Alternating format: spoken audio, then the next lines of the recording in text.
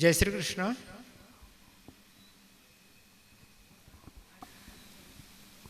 कोविडच्या 2 वर्षाच्या खंडानंतर आपल्या या वाग्यज्ञाची गंगा प्रवाहित करण्यासाठी पुनश्च एकदा परमपूज्य स्वामीजी सोलापुरात आज इथं आलेले आहेत. मी विकास सहकारी बँकेचे चेअरमन श्रीमान राजकुमारजी राठी यांना विनंती करतो की त्यांनी स्वामीजींचा इथं स्वागत सत्कार करावा.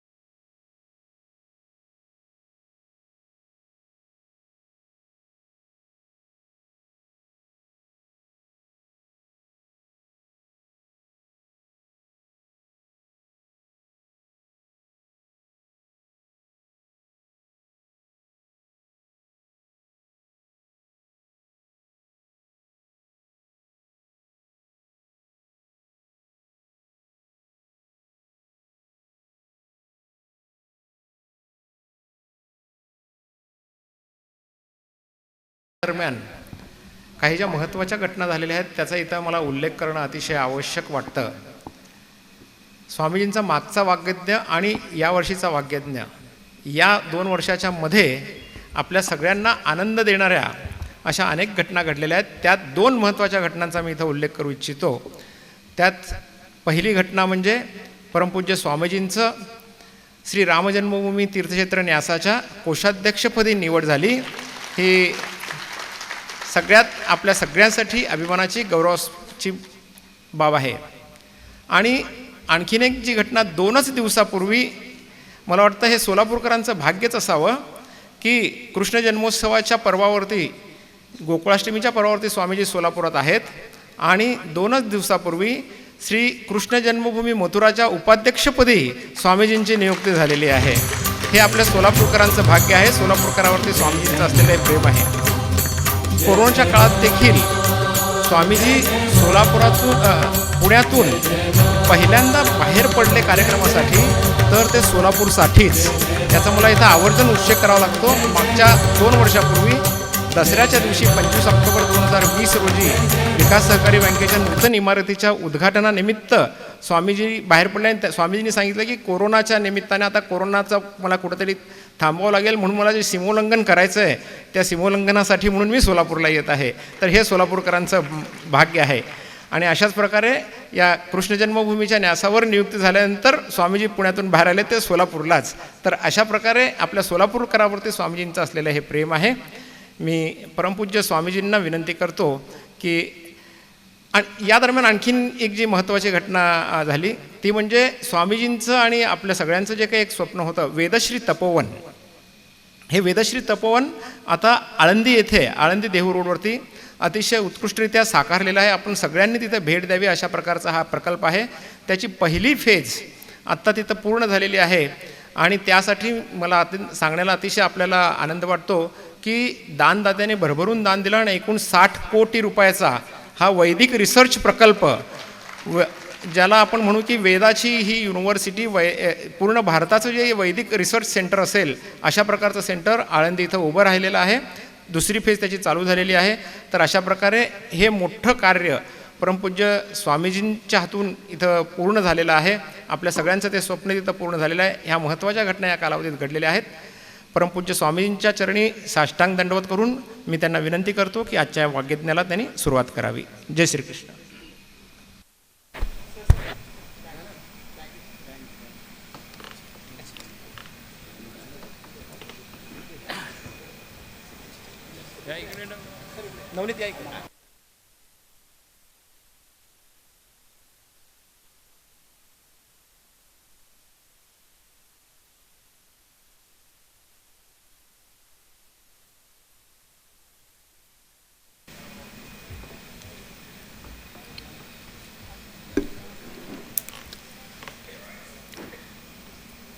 श्रीराम जय राम जय जय राम.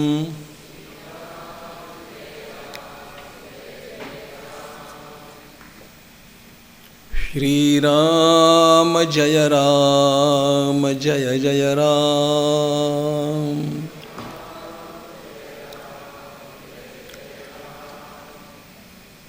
श्रीराम जय राम जय जय राम.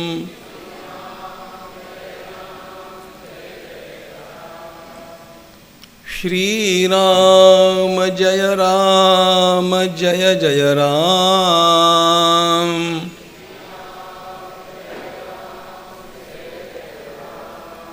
श्रीराम जय राम जय जय राम.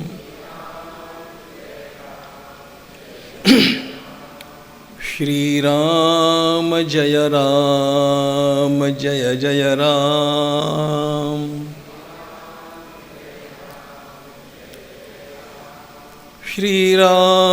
जय राम जय जय राम. श्रीराम जय राम जय जय राम. श्रीराम जय राम जय जय राम. श्रीराम जय राम जय जय राम. श्रीराम जय राम जय जय राम. श्रीराम जय राम जय जय राम. श्रीराम जय राम जय जय राम.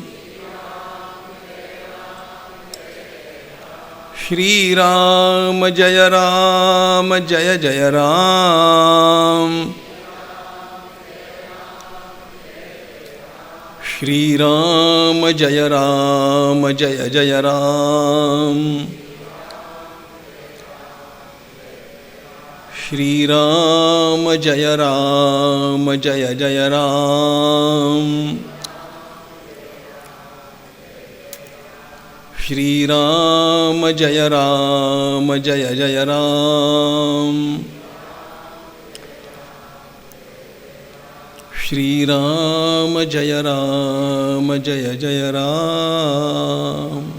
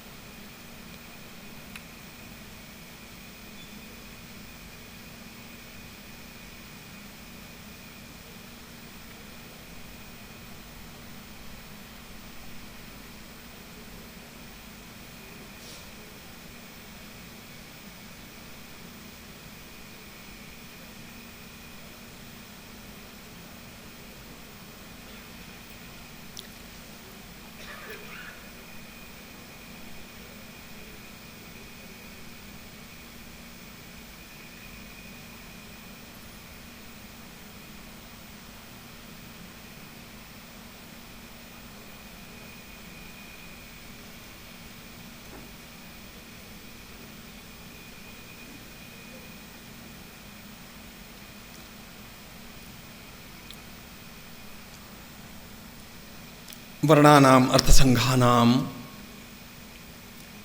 रसानां छन्दसामपि मंगलानां च कर्तारौ वंदे वाणी विनायकौ। नमामि सद्गुरुं शान्तं सच्चिदानंद विग्रहं पूर्णब्रह्मपरानन्दम् ईशमानन्दिवल्लभम्। प्रपन्नपारिजाताय तोत्रवेत्रैकपाणये ज्ञानमुद्राय कृष्णाय गीतामृतदुहे नमः। माधुर्यरसकल्लोलां शिवशक्त्यैकरूपिणीम् अमृतानुभवार्थाय वन्दे ज्ञानेशनन्दिनीं। यस्य वेदमयी वाणी यस्य देवमयी तनुः यस्य ब्रह्ममयी दृष्टिः स गुरुः पातु मां सदा। आपदामपहर्तारं दातारं सर्वसंपदां लोकाभिरामं श्रीरामं भूयो भूयो नमाम्य।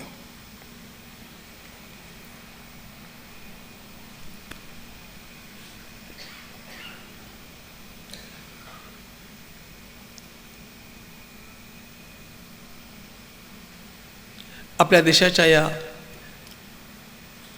स्वातंत्र्यप्राप्तीच्या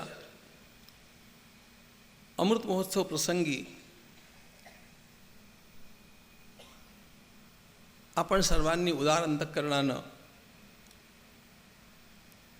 आपल्या देशाची जी राष्ट्रभाषा हिंदी आहे तिच्यामध्ये चिंतन करणं मान्य करावं अशी माझी सर्वांना विनंती आहे। जब हम इस देश को अपना मानते हैं, इस पूरे राष्ट्र के लिए हम लोग समर्पित हैं, समर्पित होना चाहिए, इस प्रकार का विचार करते हैं, तो यद्यपि प्रतिवर्ष यहाँ पर अपना यह वाग्यज्ञ मराठी भाषा में होता है और इसलिए आप लोगों को पता है कि मैं थोड़ी थोड़ी मराठी भाषा बोलना जानता हूँ, फिर भी इस वर्ष मेरा आग्रह यही रहेगा कि हम लोग अपना यह चिंतन मेरा भारत महान इस विषय को लेकर के हिंदी भाषा में ही करें, क्योंकि वह राष्ट्रभाषा है। हमारी राष्ट्रभाषा का सम्मान इस प्रकार से हम लोगों को अभिव्यक्त करना चाहिए और वह अधिकाधिक मुखर और प्रखर होकर के हमारी अभिव्यक्ति में आना चाहिए, इस प्रकार का आग्रह भी मैं रखता हूं। कोविड के इस अत्यंत बड़ी आपदा में हम लोगों ने बहुत सहा, बहुत कुछ खोया, थोड़ा बहुत पाया और एक बात का अनुभव किया कि अपने जीवन काल में कभी भी हम लोगों को इस प्रकार का, इस परिस्थिति का सामना नहीं करना पड़ा था। अब उसके बारे में अधिक बोलने की आवश्यकता नहीं,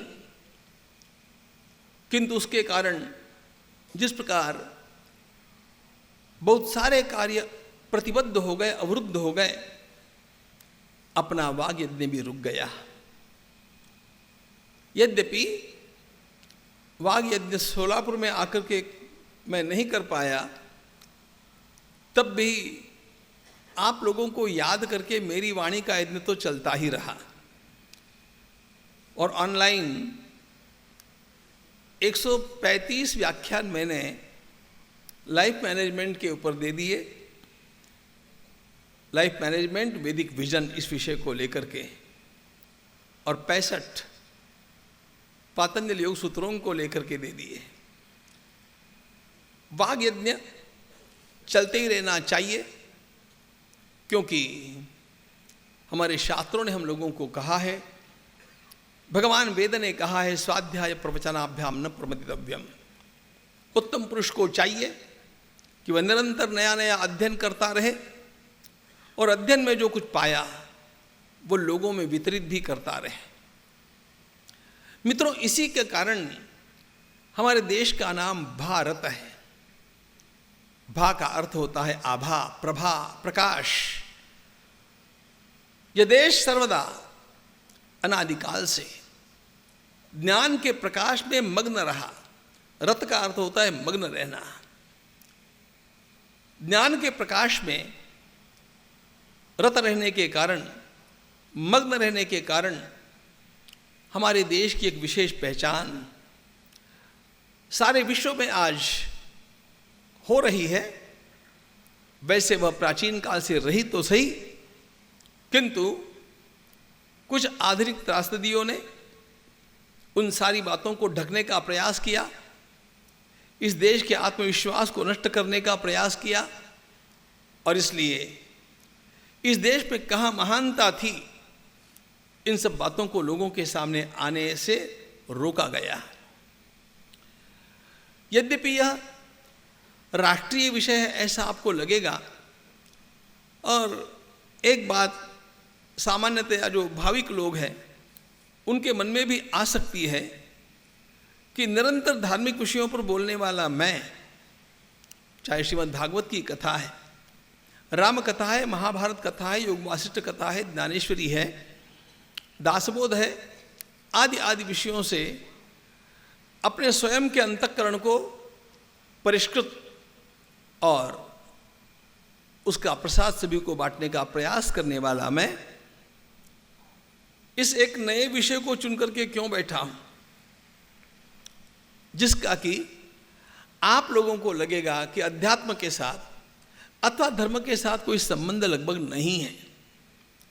लेकिन यही तो बात मैं लोगों को बतलाना चाहता हूं कि हमारा देश, हमारा धर्म, हमारा अध्यात्म सब एक साथ में जुड़े हुए हैं। आप लोगों ने श्रीमद् भागवत का श्रवण तो किया है।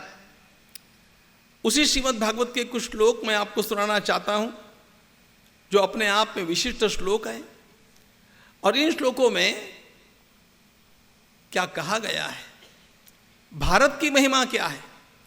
भगवान सुखदेव जी महाराज स्वयं पंचम स्कंध में एतदेव ही देवा गायंती, स्वर्ग में देवता गान करते हैं ऐसा कहते हैं। स्वर्ग के देवता गान करते हैं, और क्या गान करते हैं, वे इस भारत को याद करते हैं।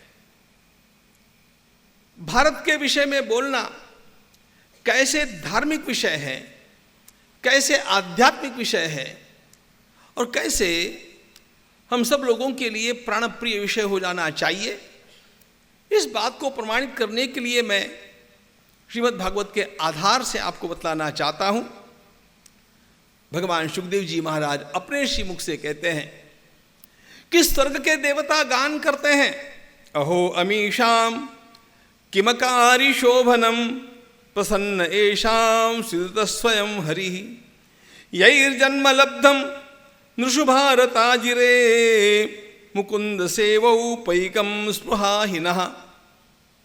भगवान सुखदेव जी महाराज कहते हैं कि स्वर्ग के देवता आपस में मिलकर के बातचीत करते हैं, गान करते हैं कि अरे पता नहीं इन लोगों ने क्या पुण्य किया जो भारत में जन्मे हैं, भारत में जन्मे हुए लोगों ने क्या पुण्य किया पता नहीं, क्योंकि यह भारत ऐसा विलक्षण देश, जिस देश में यही श्रद्धया बरहिषि भागतो हविर, हम यहां पर स्वर्ग में आकर के बैठे हैं, लेकिन इस स्वर्ग में हम लोगों को वे सब बातें कहाँ प्राप्त होती हैं जो भारत में प्राप्त हो जाती है।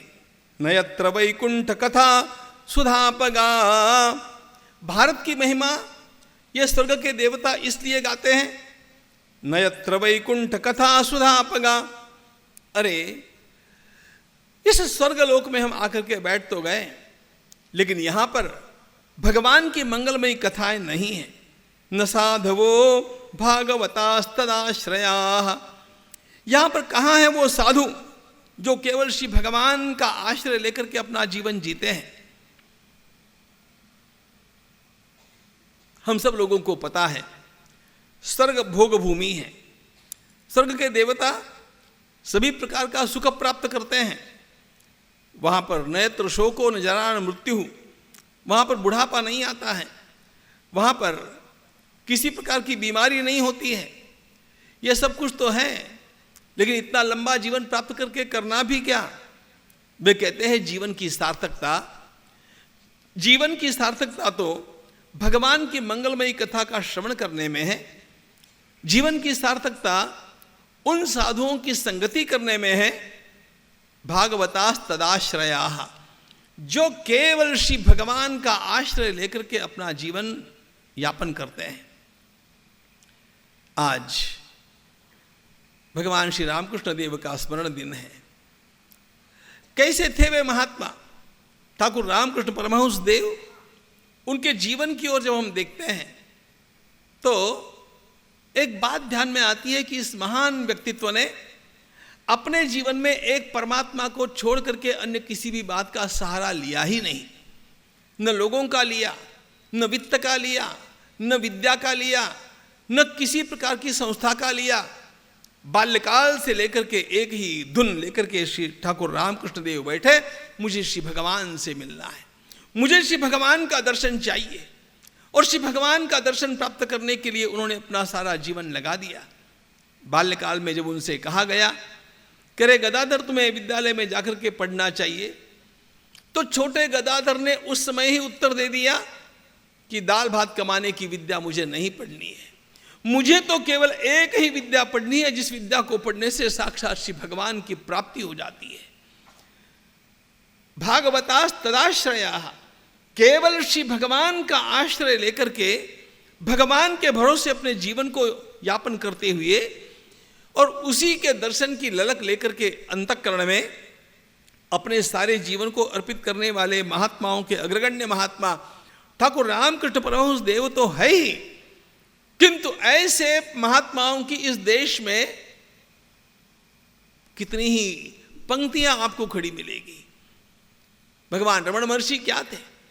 अरे ऐसे कितने ही लोग स्वर्ग के देवता गान करते हैं, हम लोगों को भोग तो मिलेगा, हम लोगों को यहां पर सुविधाएं तो प्राप्त होती है, किंतु न साधवो भागवतास्तदाश्रयाः न यत्र यज्ञेश मखा महोत्सवा सुरेश लोकोपि न वैस सेव्यताम। यहां पर यह सब उपलब्ध न होने के कारण यहां पर रहना बस हो गया। इन भोगों से भी हम ऊब गए, क्योंकि भोगों में भी परमानंद प्राप्त होता नहीं है। और इसलिए वे देवता प्रार्थना करते हैं। मैं श्रीमद् भागवत की बात कर रहा हूं, आप अपने विषय की आध्यात्मिकता को जानिए।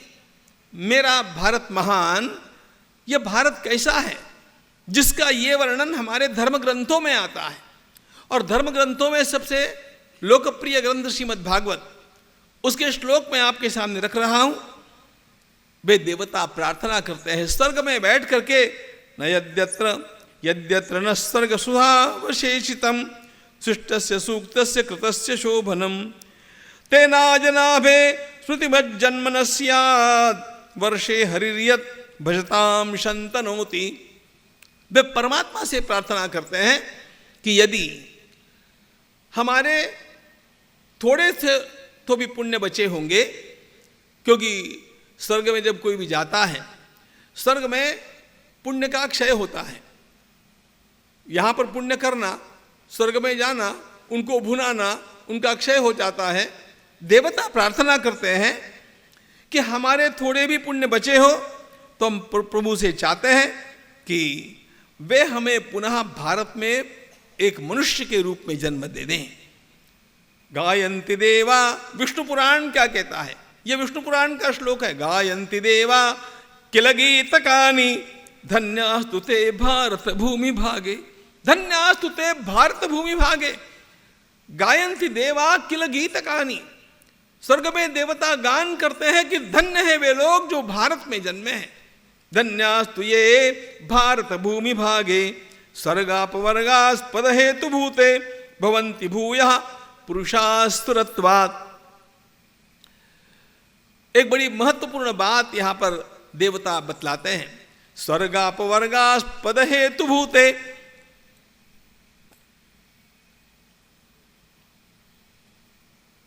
मृत्युलोक में पुण्य प्राप्त करके लोग स्वर्ग में जाकर के पहुंच सकते हैं, लेकिन स्वर्ग में जाने के पश्चात उनको केवल अपने पुण्य को भुनाना ही संभव होता है, सुखोपभोग ही प्राप्त हो सकते हैं। स्वर्ग में रह करके उनको मोक्ष नहीं मिल सकता। स्वर्ग से भी महान स्थिति इस भारतवर्ष की यह है कि यदि उन देवताओं को भी मोक्ष प्राप्त करना होगा तो उनको भारत में आकर के जन्म लेना आवश्यक है। स्वर्गापवर्गा पद हेतु भूते भवंति भूय पुरुषा सुरत्वात् सुरत्वात् पुरुषा भवंति। हम स्वर्ग के देवता होकर के हमें तृप्ति नहीं, हम पुनः भारत में जन्म लेकर के और मनुष्य के रूप में मोक्ष के लिए साधन करें। इस प्रकार के गीत जिस भूमि के लिए देवता स्वर्ग में गाते हैं, मैंने तो आपको केवल 2-3 श्लोक सुनाए हैं। ऐसे श्लोकों से भरा हुआ है यह सारा प्रकरण, जहां पंचम स्कंद में भगवान सुखदेव जी महाराज स्वयं भारतवर्ष की महिमा गाते हैं। वो है भारत हमारा, जिसकी स्तुति स्वर्गस्थ देवता करते हैं। विश्व के मानवों की बात क्या, अरे वो तो करेंगे ही करेंगे, उनको करनी पड़ेगी। इतना पोटेंशियल, इतना सारा धन इस भारत में छिपा हुआ है, और ऐसा था ही। इसीलिए तो प्राचीन काल से इस देश की सभ्यता को जानने के लिए, इस देश का तीर्थाटन करने के लिए, यहां पर आकर के अपने जीवन को सार्थक करने के लिए विदेशी यात्रियों का तांता होता था, लगता था। हम लोगों ने ऐसा सुना है कि हमारे देश का नाम भरत राजा के कारण भारत हुआ, अथवा जड़ भरत जी के कारण भारत हुआ। ये दोनों बातें सत्य होने पर भी पूर्ण सत्य नहीं है। इस देश का नाम भारत क्यों है? भरणाच्च प्रजानां वै मनुर्भरत उच्यते निरुक्त वचनाच्चैव वर्षम तद भारतम स्मृतम। इस श्लोक का गंभीर अर्थ जानना बहुत आवश्यक है। भरणाच्च प्रजानां वै, यहां पर जन्मे हुए सारे के सारे लोगों का सभी प्रकार का भरण पोषण करने का सामर्थ्य इस भूमि में है। सभी प्रकार का भरण पोषण करने का सामर्थ्य इस भूमि में है। आज विश्व के सारे देशों की ओर आप नजर दौड़ा करके देखिए, सारे देश किसी न किसी बारे में परावलंबी है। उनको किसी न किसी बात के लिए लोगों पर निर्भर करना पड़ता है। रेगिस्तान का मध्य एशिया का सारा भूभाग, वह उस अन्न को प्राप्त नहीं कर सकता जो अन्न भोजन के लिए चाहिए। पेट्रोल कितना भी प्राप्त कर ले, लेकिन अन्न कहां से लाएंगे?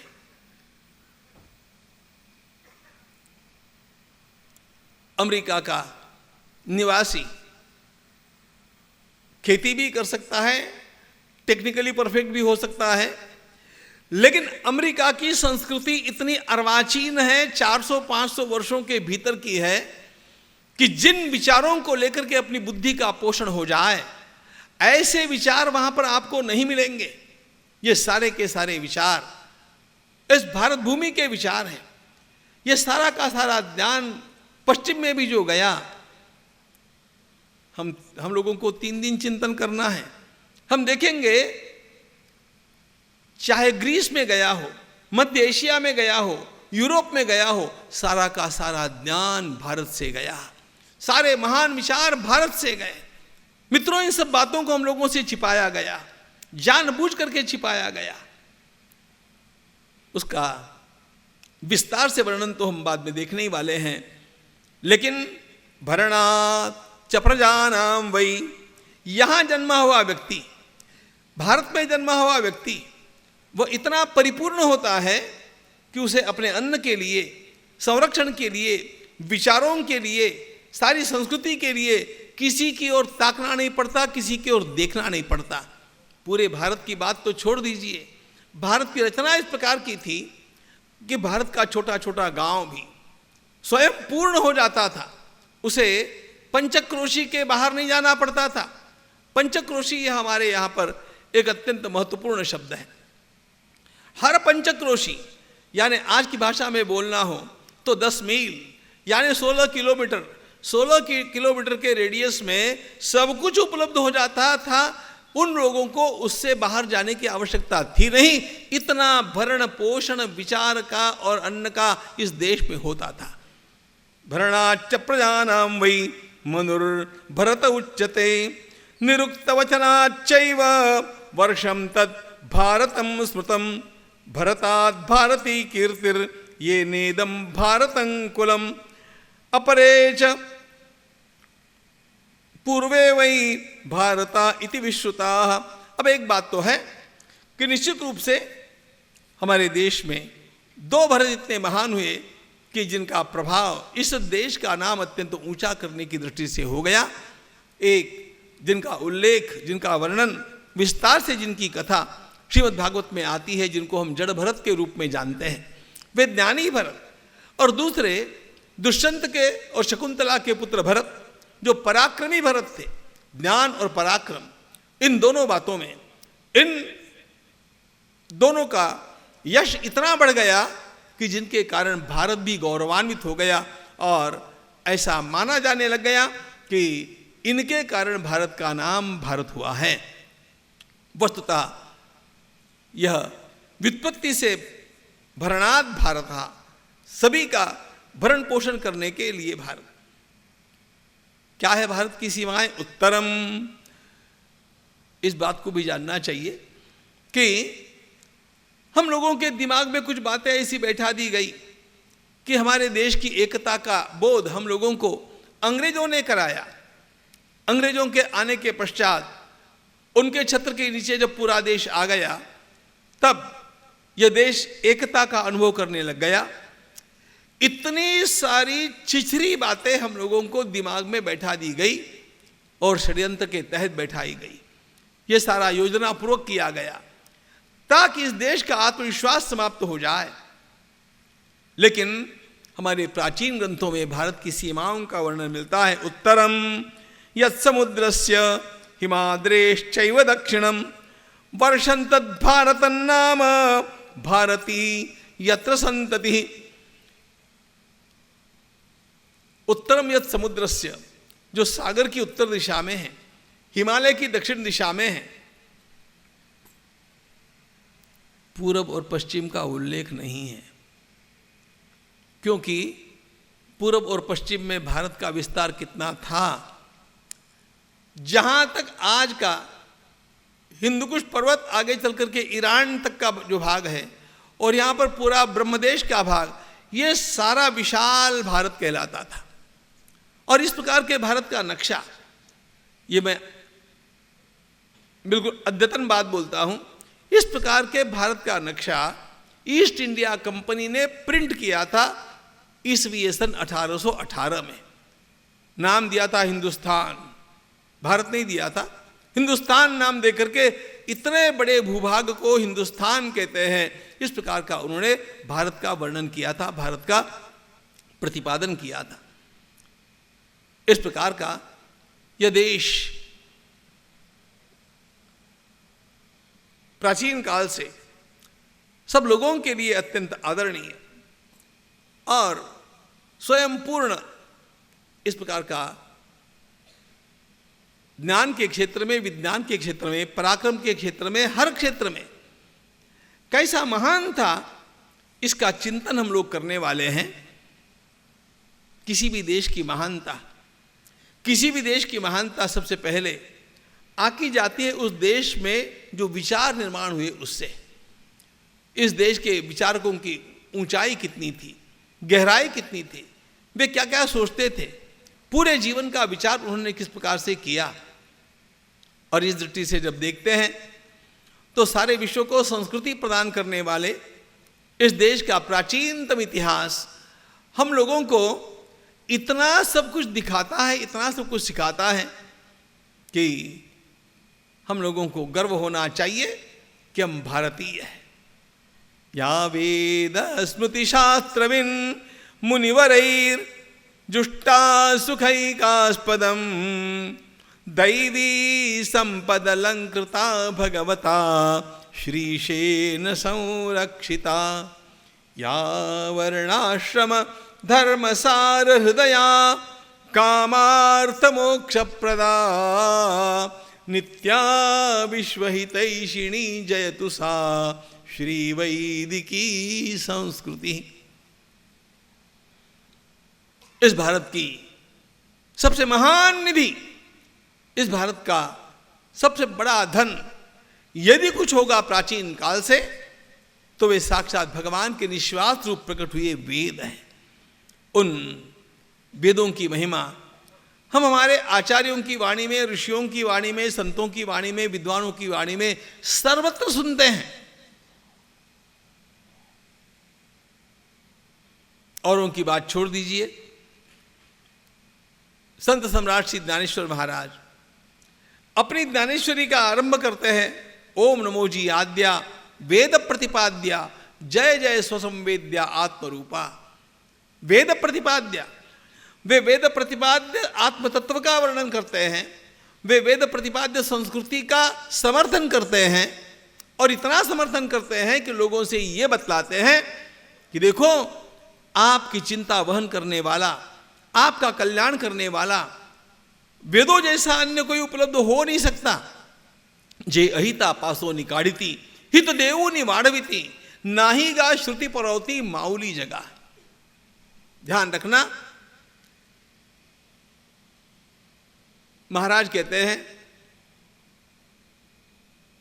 हमारे जीवन को कल्याण के मार्ग पर आगे बढ़ाने वाला और हमारे जीवन के सारे खतरों से हम लोगों को दूर करने वाला, अनिष्ट से दूर करना और हमें जो चाहिए उसको प्राप्त करा देना, इतना सामर्थ्य रखने वाला और सबकी ओर करुणा से देखने वाला वेद, यह सारे संसार की मां है। ज्ञानेश्वर महाराज, हम ज्ञानेश्वर महाराज को माउली कहते हैं, आप लोगों को पता है, लेकिन श्री ज्ञानेश्वर महाराज वेदों को माउली कहते हैं।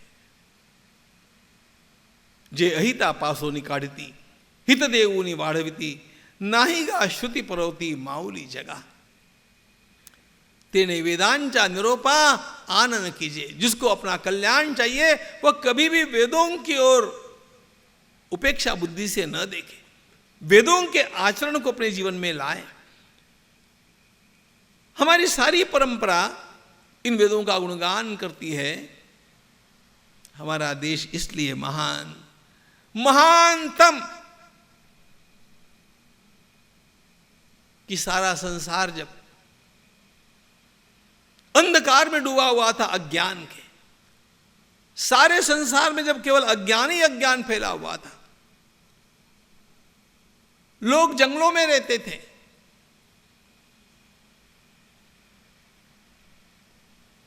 कपड़ा पहनना ही हो तो वृक्षों की खाल अथवा मृगया करके, शिकार करके मारे हुए प्राणियों के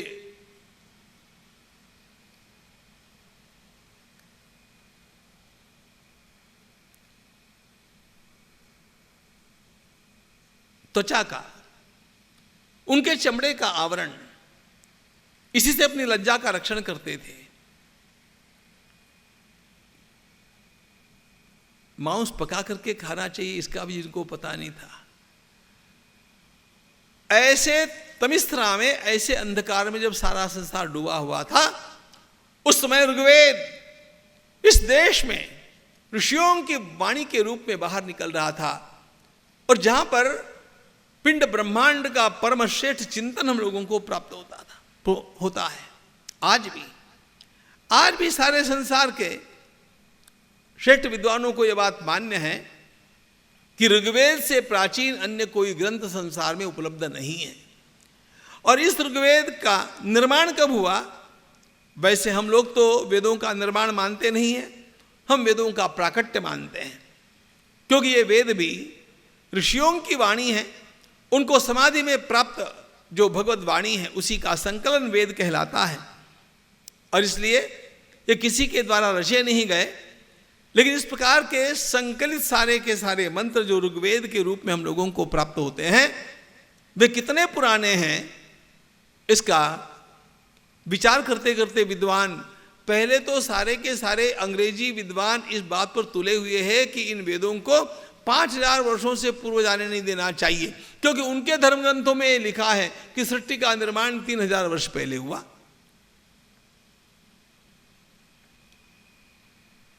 लेकिन प्रामाणिक विद्वानों ने इस बात को मान्य किया कि किसी भी प्रकार ऋग्वेद का काल 10,000 वर्षों से इधर तो लाया ही नहीं जा सकता, और 10,000 वर्ष है यह भी कहा नहीं जा सकता। No power on the earth can decide the date of Vedas. ये सारे वेदों का अध्ययन करने के पश्चात डॉक्टर विंटरनिस ने कहा हुआ वाक्य है, no power on earth can decide. क्योंकि जिन आकाशीय तत्वों के और ज्योतिष विज्ञान के आधार से वेदों का काल निश्चित करने का प्रयास किया गया, उस प्रकार की घटनाएं चक्रणे विक्रमेण पुनः पुनः घटती रहती हैं, और इसलिए वेदों के काल की निश्चिति नहीं हो सकती है। इतने प्राचीन ये वेद है।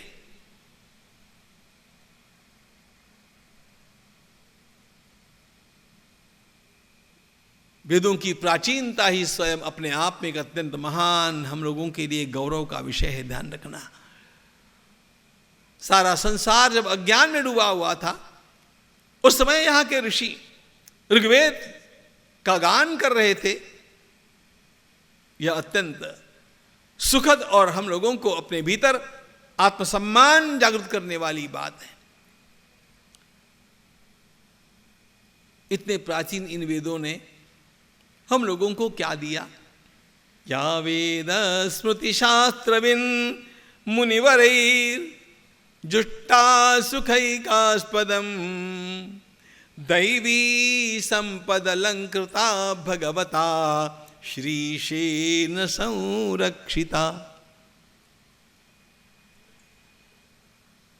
इस वैदिक वाङ्मय ने हम लोगों को क्या दिया, इसका विचार करने से ज्यादा अच्छा तो यह होगा कि क्या नहीं दिया। जिस प्रकार का जीवन हम लोग आज जी रहे हैं, जिस प्रकार का जीवन हमारे पूर्वज जीते रहे, उनके पूर्वज भी जीते रहे, उस सारे जीवन दर्शन को इस संसार को प्रदान करने का महान कार्य इन वेदों ने किया, वैदिक परंपरा ने किया। ऋग्वेद का नाम तो मैंने केवल आप लोगों के सामने प्रतीक के रूप में लिया है। ऋग्वेद अकेला थोड़ी है। ऋग्वेद है, यजुर्वेद है, सामवेद है, अथर्ववेद है। इन वेदों की 1131 शाखाएं रही है।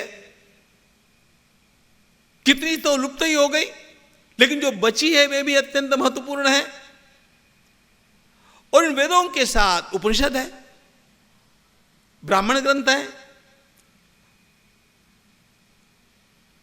सैकड़ों स्मृतियां हैं, 18 महापुराण है, 18 उपपुराण है। यह सारा जो संस्कृत भाषा का वाङ्मय है, यह इतना अद्भुत है। कल मुझे मेरे एक मित्र ने एक पुस्तक मुझे भेंट की। संयोग से वो पुस्तक तो मैंने 50 वर्ष पहले पढ़ी थी अध्ययन करते समय, लेकिन कल वो मेरे हाथ में आई और सारे विषय मेरे फिर जागृत हो गए। पुस्तक का नाम है India what it can teach us, और यह पुस्तक डॉक्टर मैक्स मुलर ने लिखी है। अंग्रेजों के समय में जब यहां पर आईसीएस ऑफिसर्स को भेजा जाता था हम लोगों के ऊपर रूल करने के लिए, तो लंदन से आने वाले आईसीएस ऑफिसर्स के सामने डॉक्टर मैक्स मुलर ने 7 व्याख्यान दिए थे, और उन 7 व्याख्यानों में उन्होंने कहा, देखो आप उस देश में जा रहे हैं जो देश आपको सबसे अधिक सिखाएगा। आप उस देश में जा रहे हैं जिस देश का प्राकृतिक सौंदर्य सारे संसार में आपको अन्यत्र कहीं पर भी नहीं मिलेगा। आप उस देश में जा रहे हैं जहां की भाषा सर्वोत्तम भाषा है।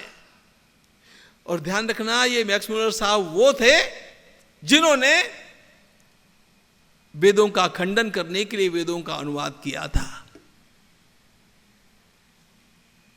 जिन्होंने स्वयं ये अपने संबंधित लोगों से कह दिया था कि बस वेदों का अनुवाद होने की देरी है कि अपने आप ही ये सारे के सारे भारतीय लोग अपने धर्म को तिलांजलि दे करके ईसाई बन जाएंगे, इनकी अपनी श्रद्धा डिग जाएगी, न इनका अपनी भाषा से प्रेम रहेगा, न इनका अपनी परंपरा से प्रेम रहेगा, न इनका अपने पूर्वजों से प्रेम रहेगा। इसलिए मैं इन वेदों का अनुवाद करना चाहता हूं। ऐसे कहने वाले मैक्स मुलर साहब अंततोगत्वा इतने स्वयं बदल गए कि उन्होंने कहा, मैंने अपने जीवन में इतना महान साहित्य कहीं नहीं देखा, इतना महान देश कहीं पर भी मैंने नहीं पाया।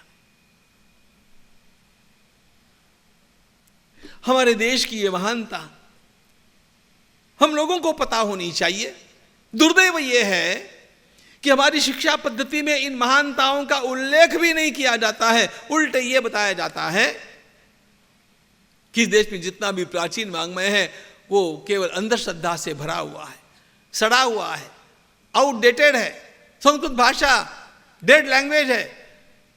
ये सब हमारे दिमाग में ठूस ठूस करके शिक्षा पद्धति के माध्यम से भर दिया गया। इस देश में ज्ञान नहीं था, इस देश में सभ्यता नहीं थी, ऐसा हम लोगों को सिखाया गया। मैं इन 3 दिनों में आपको हर बात का उत्तर देने वाला हूं मित्रों,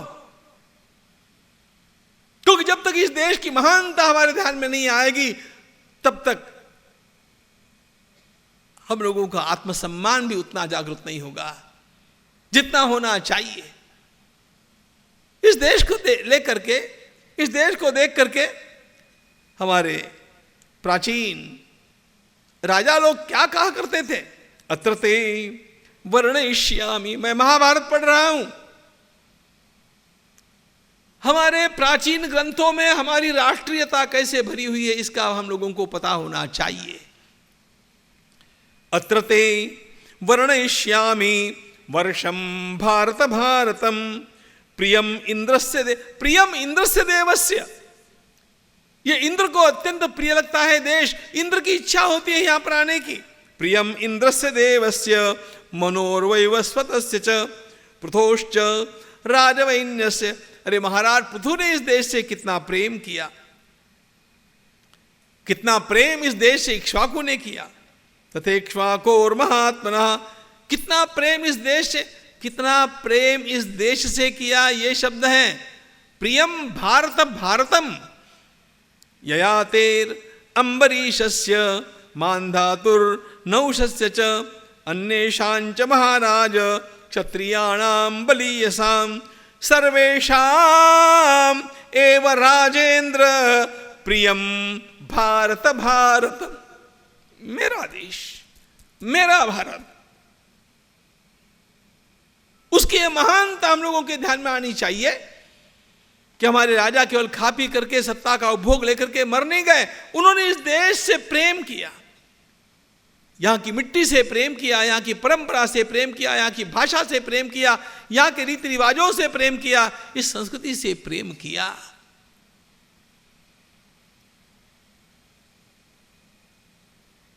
कभी कभी लोगों को ऐसे लगता है कि इतिहास के गड़े हुए मुर्दे काय को उखाड़ने चाहिए। ध्यान इस बात का रखना, जो लोग अपने देश का इतिहास नहीं जानते हैं वे लोग अपने देश का भविष्य भी निर्माण नहीं कर सकते हैं। इतिहास से प्रेरणाएं मिलती है, इतिहास से हमारा अंतःकरण विशाल होता है, इतिहास से हमारा आत्मविश्वास बढ़ता है, इतिहास से हमें वो दिशा पता चलती है जिस दिशा में हमें चलना चाहिए। गत 300 वर्षों में जितने भी महान लोग इस देश में राजनीति में काम किए हैं, इस देश को बचाने के लिए, 1-2 उदाहरण छोड़ दीजिए, लेकिन बाकी सारे के सारे लोगों ने प्रेरणा छत्रपति शिवाजी महाराज के इतिहास से पाई है। छत्रपति शिवाजी महाराज को पढ़ा, छत्रपति शिवाजी महाराज को जाना। आप चाहे नेताजी सुभाष चंद्र बोस का नाम लीजिए, स्वामी विवेकानंद का नाम लीजिए, स्वतंत्र वीर सावरकर जी का नाम लीजिए, लोकमान्य तिलक का नाम लीजिए, ये सारे के सारे लोग प्रेरणा कहां से पा रहे थे? छत्रपति शिवाजी महाराज से। छत्रपति शिवाजी महाराज ने प्रेरणा कहां से पाई थी? उनके पूर्वज जो हुए विजयनगर के साम्राज्य के, उधर हम कल आएंगे, लेकिन मूल बात यह है कि इतिहास प्रेरणा देने के लिए होता है। बिना इतिहास के जाने ये प्रेरणाएं जागृत नहीं होती। बिना इतिहास के जाने हमें किस दिशा में आगे बढ़ना है इसका पता नहीं चलता। और इसलिए जिनको इतिहास का ज्ञान नहीं, जिनको इतिहास का भान नहीं, वे भविष्य का निर्माण नहीं कर सकते। आपको पता होना चाहिए स्वामी विवेकानंद का नाम इतना बड़ा क्यों हो गया। स्वामी जी के संदेश में वो ओज कहां से आया। अरे वेदांत के ग्रंथ पढ़ने वाले, उपनिषद के ग्रंथ पढ़ने वाले तो अन्य भी साधु महात्मा हमारे देश में रहे। स्वामी जी से भी जिन्होंने अधिक अध्ययन किया ऐसे भी अनेक लोग हमारे देश में रहे। लेकिन स्वामी जी की विशेषता यह थी कि वर्ल्ड हिस्ट्री का जो अध्ययन उन्होंने किया था वो अद्भुत था। वर्ल्ड हिस्ट्री, भारत का इतिहास और सारे संसार का इतिहास जो उन्होंने जाना था, उस इतिहास ने उनको दिशा दे दी कि मुझे किस दिशा में काम करना है, मुझे लोगों के सामने क्या क्या कहना है। और इसलिए छत्रपति शिवाजी महाराज के बारे में जब चेन्नई के बीच पर कुछ बालक अंट संट बात बकने लग गए, स्वामी जी ने तुरंत उठ करके कहा, रुको, मेरी बात सुनो। विदेशी शत्रुओं का इतिहास, विदेशी शत्रुओं के द्वारा लिखा गया शिवाजी का चरित्र पढ़ करके आप लोग बोल रहे हैं, मैं आपको शिवाजी का सच्चा चरित्र बतलाता हूं। और उन्होंने कहा, पहले 2 वाक्य मेरे सुन लो। उन्होंने कहा, सारा रामायण, सारा महाभारत, रामायण और महाभारत में जितने सद्गुणों का आपने वर्णन सुना होगा वे सारे के सारे सद्गुण आपको एक स्थान पर देखने होंगे, तो छत्रपति शिवाजी महाराज की ओर देखो। स्वामी जी इस आत्मविश्वास के साथ चलते थे क्योंकि उन्होंने इतिहास को जाना था। इतिहास को जाना था, इसलिए भविष्य को निर्माण करना किस दिशा में हो सकता है ये वे जानते थे। और इसलिए केवल वेदांत पढ़ने वाले लोग वो मार्गदर्शन नहीं कर सके जो स्वामी जी कर सके।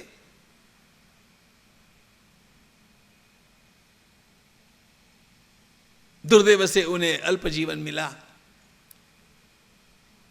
जितना उन्होंने किया उतना ही महान है, किंतु हम लोगों का तो कर्तव्य है कि हम गहराई में जाकर के और भी अधिक इतिहास का चिंतन करें, अधिक इतिहास को जानें। और यह बात बताने के लिए हम लोग आत्मविश्वास संपन्न रहे कि मेरा देश हर पहलू में महान था।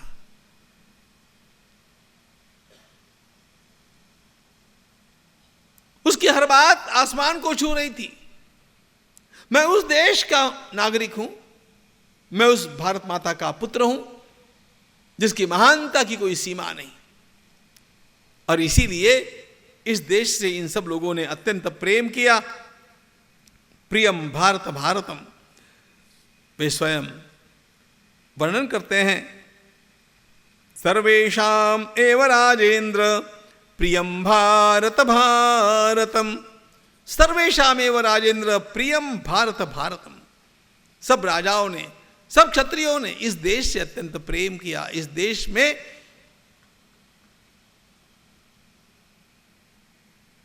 अपना सर्वस्व देखा। इस देश की परंपरा का जो दिव्य प्रवाह चला उसमें या वेद स्मृति शास्त्रविन मुनिवरैर जुष्टा सुखैकास्पदम, उन महानतम विचारों को हम प्राप्त करते हैं जैसे विचारों तक अभी भी सारा संसार नहीं पहुंचा है। विचारों की वो महानता, विचारों की वो उदात्तता। अब सादी बात देखिए आप, उपनिषद में मंत्र आता है, यत्र विश्वम भवत्येकनीडम, यत्र विश्वम भवत्येकनीडम। आपने 2 शब्द और सुने होंगे, उनको पहले बतला देता हूं। श्री ज्ञानेश्वर महाराज की वह प्रसिद्ध होगी, आपने देखी होगी, सुनी ही होगी। हे विश्वची माझे घर, हे विश्वची माझे घर, ऐसी मती दयाची स्थिर, किंबहुना चराचर आपण झाला. विश्वची माझे घर.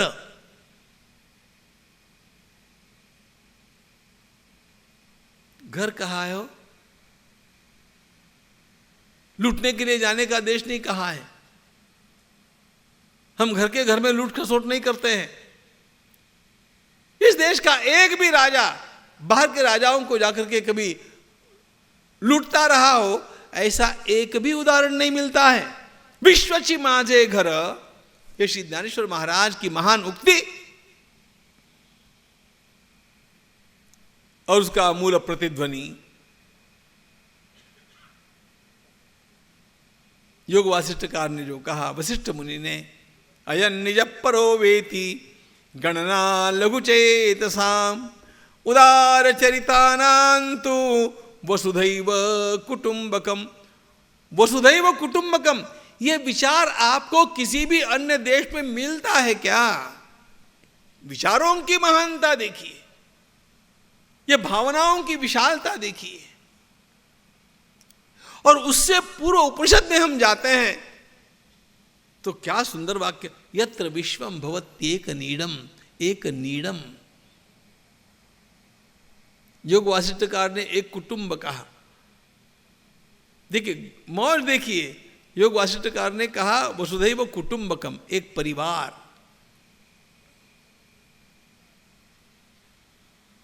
ज्ञानेश्वर महाराज ने कहा माझे घर, विश्वची माझे घर. और उपनिषदकार ऋषि कहते हैं यत्र विश्वम भवत्येक नीड, एक घोंसला. सारा संसार जहां पर आकर के एक घोंसले जैसा बन जाता है. एक घोंसले में रहने वाले पंछी एक दूसरे को मारते नहीं है, एक दूसरे का पोषण करते हैं, एक दूसरे के साथ प्रेम से रहते हैं. सारे संसार के लोगों को किस प्रकार एक दूसरे के साथ रहना चाहिए. यत्र विश्वम भवति एक नीडम, जहां सारा संसार एक घोंसला बन जाए. इतना प्रेम. और यही तो श्री ज्ञानेश्वर महाराज की भाषा में हम लोगों को मिलता है.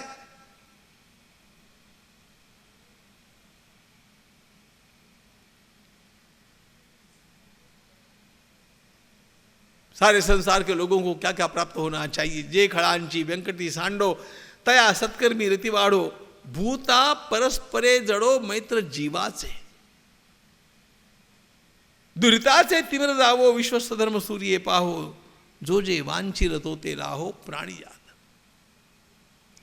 ये विचारों की उदारता आपको केवल भारत में मिलेगी. सोलापुर के लोग हैं आप, विद्वानों का शहर है. अन्यत्र कहीं पर भी इस प्रकार के महान विचार आपको मिलते हो, किसी भी धर्म ग्रंथ में भी और कई विचारकों के चिंतन में भी,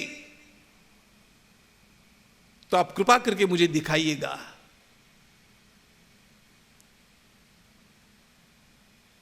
मेरे संप्रदाय का भला हो, मेरे कुंबे का भला हो, ऐसा तो सब ने कहा. सर्वे भवन्तु सुखिनः सर्वे सन्तु निरामयाः सर्वे भद्राणि पश्यन्तु मां कश्चित् दुःख भाग. ये केवल वैदिक परंपरा कह सकती है.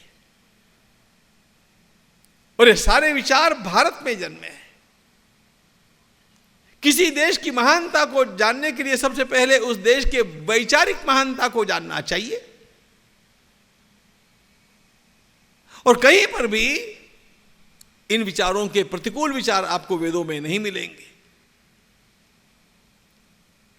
या वेद स्मृति शास्त्रविन मुनिवरैर जुष्टा सुखैकास्पदम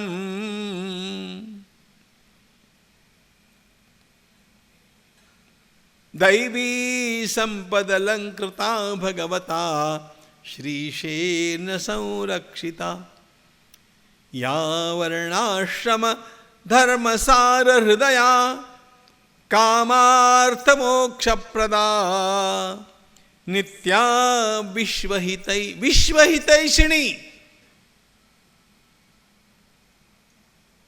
सभी का कल्याण चाहने वाली ये परंपरा, सभी का कल्याण चाहने वाली ये विचारधारा संसार के अन्य देशों में उपलब्ध नहीं है। इसीलिए तो शिकागो की सभा में सभी के सभी लोगों ने जो भाषण किए थे, उन भाषणों में मेरा संप्रदाय कैसे अच्छा है, हमारा मत कैसे सबसे श्रेष्ठ है, इसी बात का प्रतिपादन किया। भारत का 32 वर्ष का एक युवा सन्यासी वहां पर खड़ा हो गया और उसने अपने पहले ही वाक्य में, संबोधन में ही, my sisters and brothers of America, इतना कहते ही विश्व बंधुत्व क्या होता है इसको साकार कर दिया। और ये नहीं कहा कि मेरा हिंदू धर्म सबसे श्रेष्ठ है, ना, ये नहीं कहा।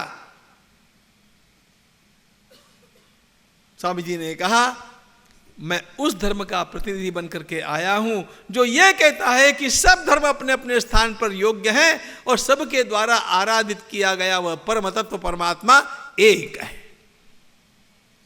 कोई किसी भी मार्ग से वहां तक जाकर के पहुंच सकता है। यह महान विचार कहां से आया था? यह स्वामी जी का विचार नहीं है, यह इस परंपरा का विचार है,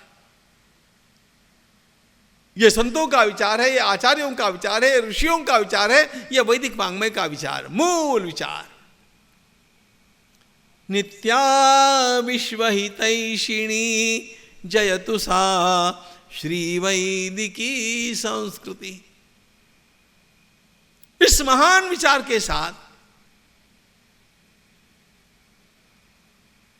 इस देश की महानता हमारे प्राचीन ऋषियों ने, वैदिक परंपरा ने जिस व्यवस्था को हम लोगों को दिया, सारे संसार में इस प्रकार की व्यवस्था आपको कहीं पर भी नहीं मिलेगी। हर व्यक्ति को किम बहुना सर्वसुखी पूर्ण हो वो नीति ही लोकी भजजो आदि पुरुषी अखंडित। आप जानते हैं ये पसायदान की प्रधान उक्ति है। सभी लोग अपने अपने स्थान पर रहकर के परमात्मा की आराधना दीर्घकाल और सुख से करते रहे, इसके लिए एक व्यवस्था की आवश्यकता होती है। घर की सारी व्यवस्थाएं ठीक होती है तो अपना मन काम में लगता है, वी फील कंफर्टेबल। गैस नहीं है, पानी नहीं है, आज बिजली भी नहीं आई है, ऐसा सब कुछ हो गया तो व्यक्ति थोड़ा अस्त व्यस्त हो जाता है। जो बात व्यक्ति के लिए वही बात समाज के लिए।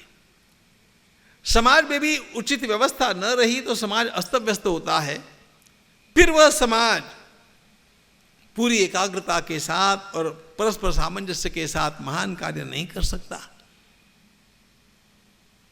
और इसलिए हमारे पूर्वजों ने एक अत्यंत उत्तम व्यवस्था प्रदान की। व्यवस्था क्या? व्यवस्था मनुष्य के जीवन के 4 हिस्से कर लेने चाहिए। सबसे पहली बात तो उन्होंने मनुष्य के जीवन में, हम जीवन में आए हैं, हमें क्या क्या प्राप्त करना चाहिए। हमारे जीवन का कुछ तो लक्ष्य होना चाहिए। हमें यहां पर आकर के क्या क्या प्राप्त करना चाहिए ताकि हमारा यह जीवन सफल हो जाए, सार्थक हो जाए। जो विचार मैं आपके सामने रख रहा हूं, यह विचार और कई ग्रंथों में मिलता है क्या? मुझे विद्वान लोग बतला सकते हैं।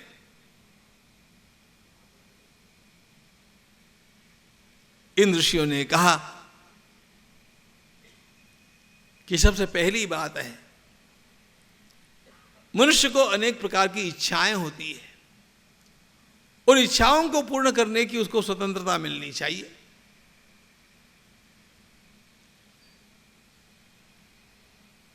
मुझे अच्छे कपड़े चाहिए, मुझे अच्छा घर चाहिए,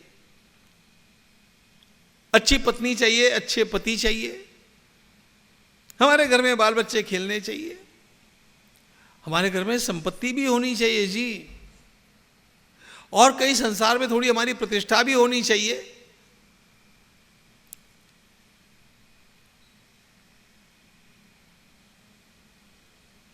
थोड़ा जीवन हमें एंजॉय भी करने आना चाहिए। ऋषियों ने कहा बिल्कुल ठीक बात है, मनुष्य के भीतर की ये सारी वृत्तियां हैं, इन वृत्तियों का विचार किया जाना चाहिए और इनको योग्य उचित मात्रा में परिपूर्ण करने का भी हम लोगों को एक नियम बनाना चाहिए। इसलिए उन्होंने इस बात को एक नाम दिया, काम। काम एक पुरुषार्थ है। काम का अर्थ है कामना। यहां पर बैठा हुआ कोई है जिसके मन में कोई कामना नहीं है? हर व्यक्ति के अंतःकरण में कामना है। कामना नहीं ऐसा कोई हो सकता नहीं, क्योंकि सृष्टि के मूल में ही भगवान की कामना है। सो कामयत बहुश्याम प्रजायेय इति सह अकामयत। सृष्टि के मूल में ही कामना है, तो कामना सबके मन में रहेगी। अब वो कामना कैसे परिष्कृत होती है, ये बात की बात है। कामना सबके अंतःकरण में है, होना बुरा नहीं है, लेकिन है तो उसका विचार करना चाहिए। ऋषियों ने इसको काम पुरुषार्थ कहा और कहा कि मनुष्य को अपने जीवन में इन सारे सुखों को प्राप्त करना चाहिए, इन सुखों के बिना नहीं रहना चाहिए।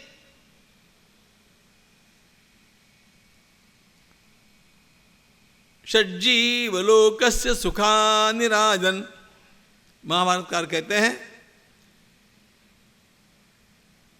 सबसे पहले हमारे घर में कैश फ्लो आना चाहिए।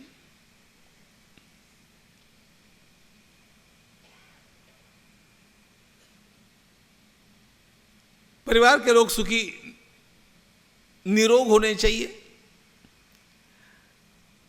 आदि आदि जितनी भी इच्छाएं हैं, ऋषि कहते हैं ये सारी कामनाएं, इनके लिए प्रयास करो, अच्छी तरह करो। अरे हाँ ठीक है, कामनाओं को पूर्ण करना चाहिए, ये तो बात ठीक है, लेकिन उसके लिए धन भी चाहिए। ऋषियों ने कहा धन कमाओ, धन कमाने की छूट दी। उसको उन्होंने अर्थ पुरुषार्थ का, यह अर्थ है, मुझे कमाना चाहिए। कितना कमाना चाहिए? खूब कमाना चाहिए।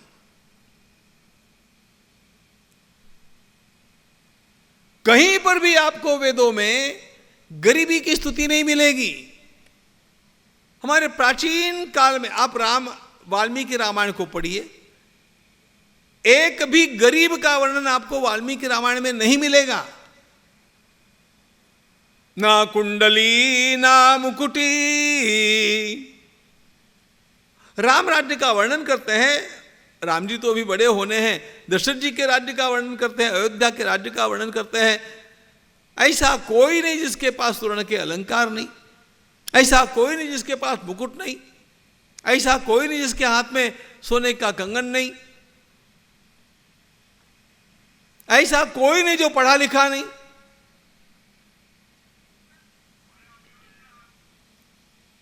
समृद्ध अयोध्या, समृद्ध देश,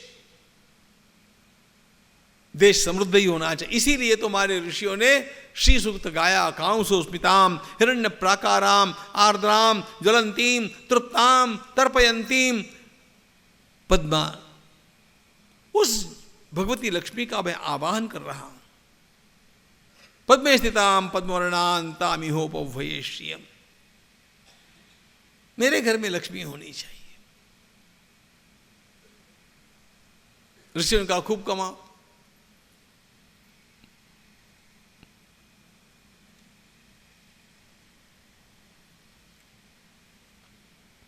दो बातें तो बोल दी कि जीवन में सुखों का उपभोग लो, उसके लिए खूब कमाओ। इतना ही ऋषियों के द्वारा कहा गया होता तो उनकी आवश्यकता ही नहीं थी। ये सारा संसार वही कर रहा है। केवल एंजॉय करना चाहता है, एंजॉय करने के लिए किसी प्रकार कमाना चाहता है। ऋषियों की विशेषता, उन्होंने कहा ये दोनों बातें करने की आपको छूट है, लेकिन धर्म की मर्यादाओं के दायरे में रह करके ही करनी चाहिए। आपको उपभोग की छूट है, लेकिन धर्म की मर्यादा को लांघने की छूट नहीं है। आपको कमाने की छूट है, लेकिन समाज के, शासन के, धर्म के नियमों को तोड़ करके कमाने की छूट आपको नहीं है। उस दायरे में रह करके कमाओ और उस दायरे में रह करके उसका आनंद के साथ उपभोग भी लो। इसको उन्होंने नाम दिया धर्म। ऋषियों का जीवन यापन करने का तरीका, जीवन के लिए उनका मार्गदर्शन, अपनी किसी भी इच्छा को दबाने की आवश्यकता नहीं, उसका उपभोग भी कर सकते हैं, उसके लिए खूब कमा सकते हैं, लेकिन सीमा मर्यादा यह है कि आप अपने नियमों में रह करके ये सब कीजिए। नियमों का उल्लंघन करके जब आदमी अर्थ और काम का उपभोग करना चाहता है तो जीवन उसका दुखमय होना ही होना है। आज नहीं कल होगा, कल नहीं परसों होगा।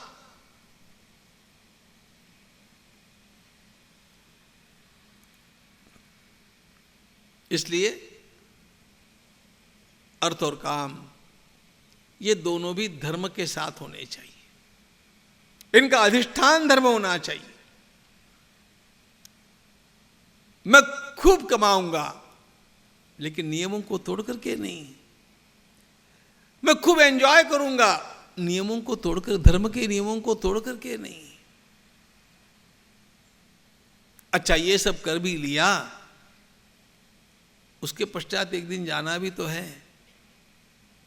कितना भी कमाया और कितना भी एंजॉय किया, कितना भी सुखमय जीवन जिए,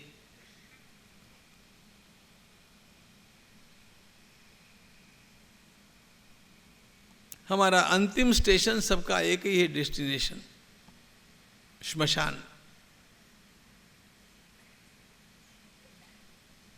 पूज्य डोंगरी जी महाराज कहा करते थे, श्मशान में रोज जाने की आवश्यकता नहीं है, लेकिन रोज श्मशान को याद करने की आवश्यकता है कि मेरा डेस्टिनेशन वहां है।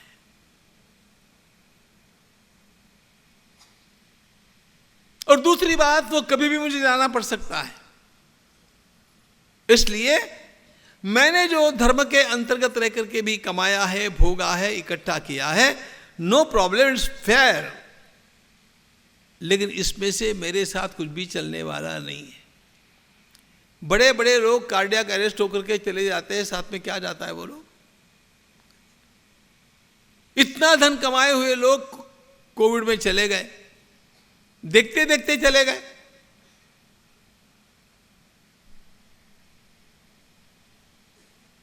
ये सब मेरा नहीं है।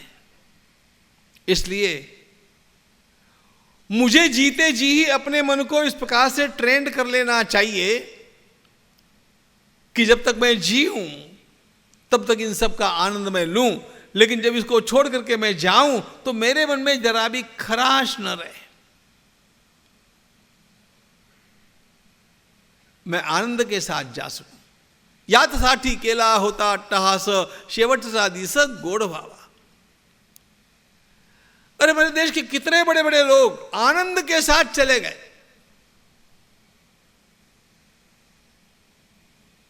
Not just the art of living in the world, but also the art of leaving the world.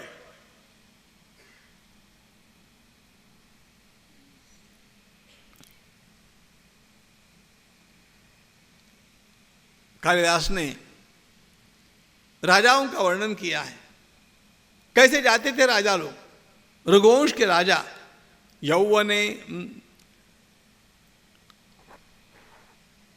बाल्यकाल में वे शैशवेभ्यस्त विद्यानाम यौवने विशेषिणाम वार्धक्ये मुनिवृत्तीनाम योगेनान्ते तनुत्यजाम। योगेनान्ते तनुत्यजाम, योग का अर्थ हो कोई भस्त्रिका और कपालभाति करके जाते थे, ऐसी बात मत सोचना। अपने मन को भगवान के साथ जोड़ करके चले जाते थे। संसार से छूट जाता था मन और भगवान के साथ समरस हो जाता था। इसलिए इस शरीर के गिरने का उनको किसी प्रकार का कोई भी क्षोभ होता ही नहीं था। वासांसि जीर्णानि यथा, जैसे हम कुर्ता उतार करके रखते हैं, खुआरे खो गया तो खो गया, चलो। कुर्ते का महत्व उतना नहीं है, मेरा महत्व है। उसी प्रकार शरीर का महत्व नहीं है, मेरे आत्म तत्व का महत्व है। ये जानने वाले लोग शांति के साथ, this is the best life. शैशवेभ्यस्त विद्यानाम यौवने विषयैषिणाम वार्धक्ये मुनिवृत्तीनाम योगेनान्ते तनुत्यजाम।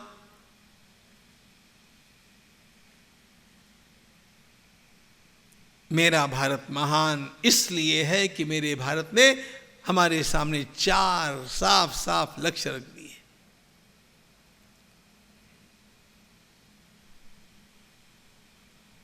मैनेजमेंट में सबसे पहली बात आती है सेटिंग द गोल्स। हमें प्रबंधन करना है। क्या प्रबंधन कर, किसके लिए प्रबंधन करना है? What are we aiming at? इस देश का छोटा बच्चा भी जिसे थोड़ा कुछ पढ़ा सुना है, वो चारों पुरुषार्थों के नाम जानता है, धर्म अर्थ काम और मोक्ष। उसके सामने लाइफ मैनेजमेंट खड़ा हो गया, मुझे ये अचीव करना है, and that know it in totality. उसको ये पता है, सुन करके पता है कि अर्थ और काम के साथ धर्म का भी विचार करना आवश्यक है, और अर्थ और काम ये दोनों धर्म और मोक्ष के बीच में चलते हैं।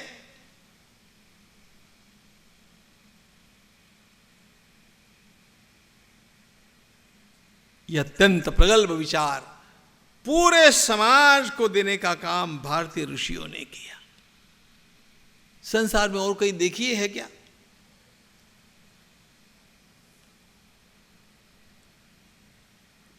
सारा समाज इसके लिए पात्र हो जाए, इसलिए उन्होंने अपने जीवन के 4 हिस्से करने के लिए कहा। देखो भाई, if you want to live a fully successful and significant life, follow this. क्या? अपने जीवन के हिस्से कर लो, कल्पना से कर लो। ब्रह्मचर्याश्रम, गृहस्थाश्रम, वानप्रस्थाश्रम, संन्यासाश्रम। सबके नियम अलग अलग है। 4 आश्रमों की व्यवस्था उन्होंने दी।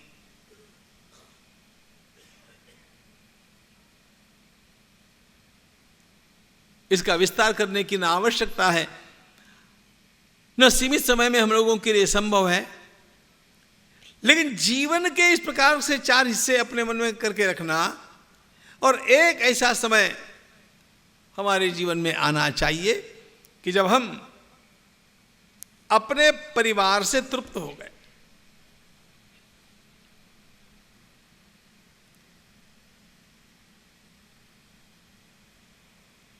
अब पारिवारिक कोई आसक्ति मेरे अंतःकरण में न बचे,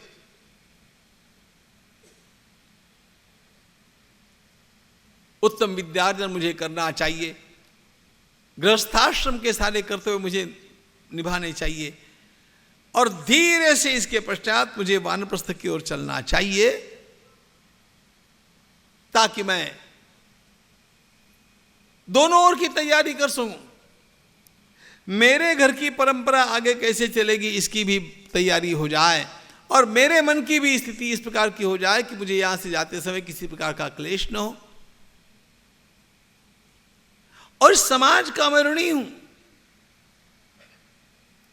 समाज का। हमारे ऋषियों ने 4 प्रकार के ऋण बताए। देवताओं का ऋण, पितरों का ऋण, ऋषियों का ऋण और समाज का ऋण।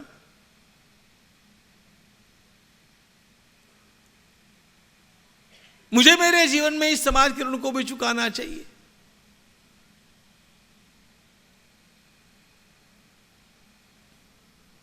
धर्मतः जिस विद्यालय में मैं पढ़ा वो विद्यालय मैंने नहीं बनाया था। जिस मंदिर में जाकर के मैंने भगवान के दर्शन करके अपना आध्यात्मिक भाव पुष्ट किया वो मंदिर मैंने नहीं बनाया था।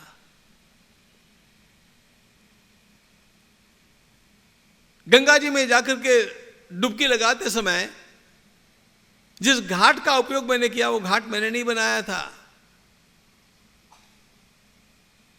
जिन ग्रंथों को पढ़ करके मैंने अपने जीवन को प्रगल्भ किया वे मैंने नहीं लिखे थे, वो मुझे सब रेडीमेड मिल गया, तैयार मिला।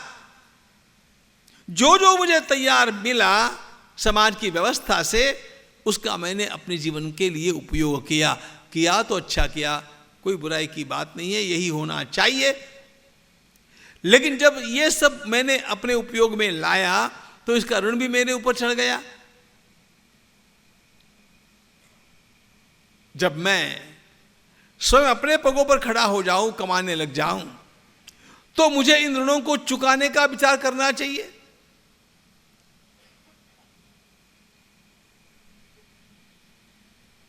बिना ऋणों को चुकाए जो जीवन जीता है उसको क्या कहते हैं?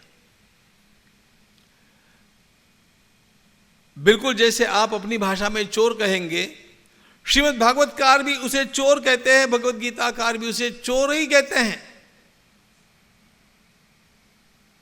आपने समाज की व्यवस्थाओं का उपयोग किया, बुरी बात नहीं है, लेकिन समाज की व्यवस्थाओं के लिए आपने अपने स्वयं के संपन्न होने के पश्चात कोई योगदान नहीं दिया, बहुत बुरी बात है। अगली पिछली पीढ़ियों ने आपके लिए सुविधाएं तैयार की, अगली पीढ़ियों के लिए आपको करनी चाहिए। एवं परंपरा प्राप्त, यह परंपरा चलनी चाहिए।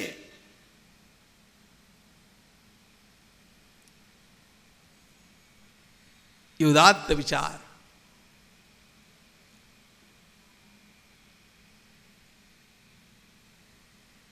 ऋण को चुका करके जीवन को स्वच्छ करने का विचार, ये ऋषियों की देन है। और एक बात ध्यान रखना, यदि किसी का भी ऋण अपने ऊपर थोड़ा भी रह गया,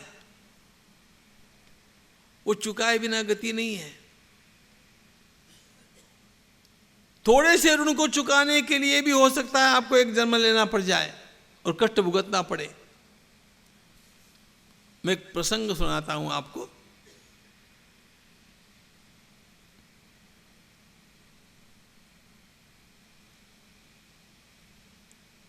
हापुड़ के नजदीक एक शहर है जिसका नाम है पिलखुआ, दिल्ली के आसपास की बात है। इस पिलखुआ में एक संत रहते थे, उनका नाम कल्याण में आपको पुराने कल्याण के अंकों में बहुत मिलेगा। उनके लेख भी बहुत आते थे। रामचरण दास जी पिलखुआ, ऐसा उनका नाम आता था। उन्होंने स्वयं लिखी हुई घटना आपको बतलाता हूं। उस गांव को मैंने देखा है।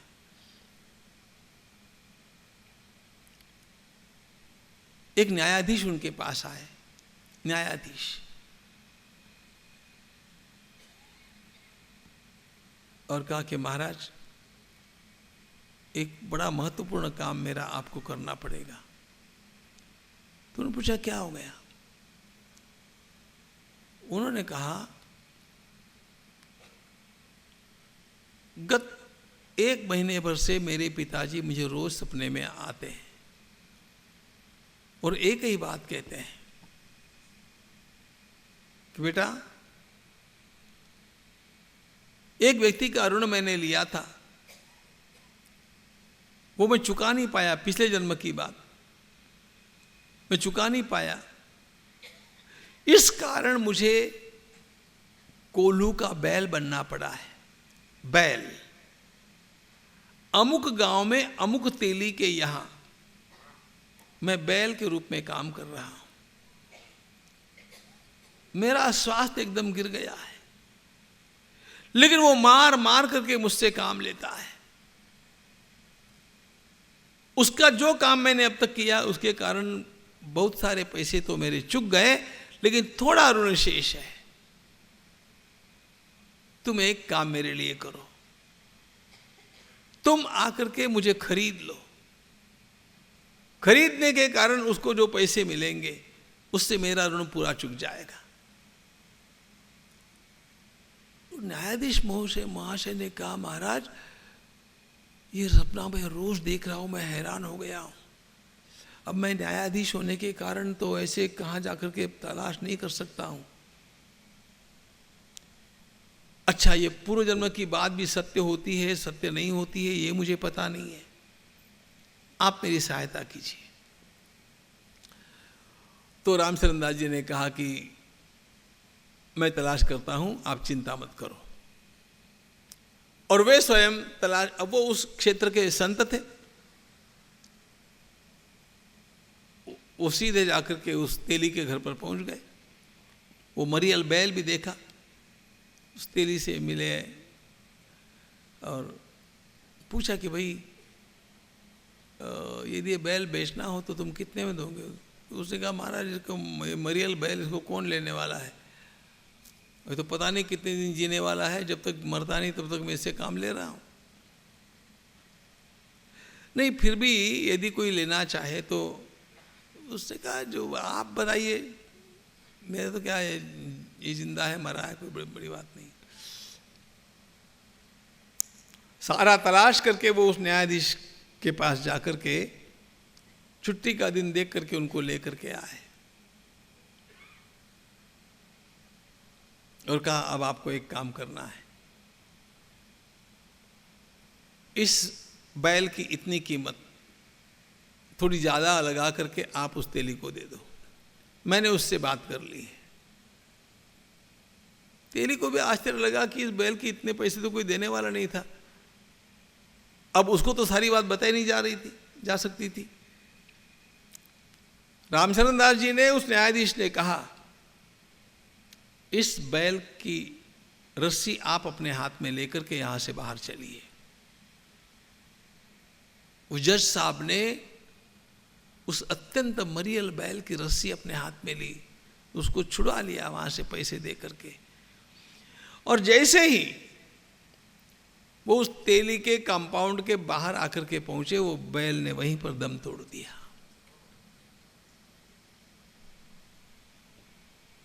वो न्यायाधीश महाशय के आंखों में आंसू आ गए। कहा, आप इसकी उत्तर क्रिया भी तुम कर दो। वो करवा ली। रात्रि के समय पिताजी सपने में आए। कहा, मैं कर्जे से मुक्त हो गया हूं, बहुत दुख पाया मैंने, मुझे ये सूझा नहीं कि पहले ही तुम्हें आकर के ये बात मैं बता दूं, नहीं तो मुझे इतना दुख नहीं पाना पड़ता।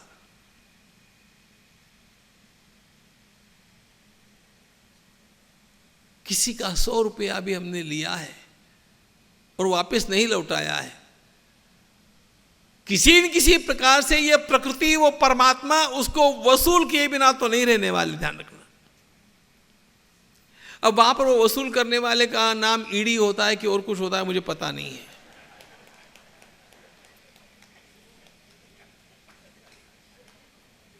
लेकिन वो आज कल कालांतर में कभी न कभी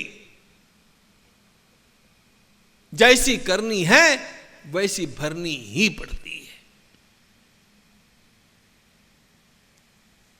इसलिए गृहस्थाश्रम को प्राप्त करने के पश्चात हम लोग जो दान पुण्य करते हैं,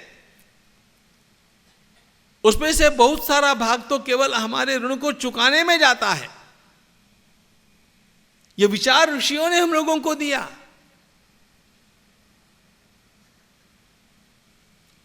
और ये कहा कि इस प्रकार का गृहस्थ जीवन जीने के पश्चात शांत होकर के आप अपने पद का भी त्याग करके, अपने कर्तव्यों को किसी को सौंप करके थोड़ा सा ईश्वर के चिंतन में लग जाइए। Now is the time to retire from the work. ऐसा नहीं कि आप सारा काम छोड़ ही दीजिए। पहले परिवार के लिए किया, धन कमाने के लिए, रोटी रोजी के लिए किया, अब समाज की सेवा के लिए करो। गांव में कोई गौशाला है, कोई वेद पाठशाला है, कोई पर्यावरण का काम करने वाला भाई है,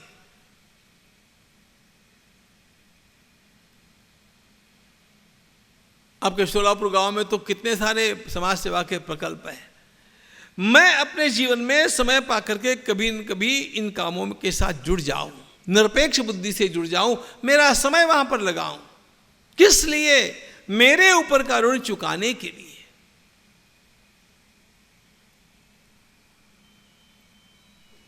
या वर्णाश्रम धर्मसार हृदया,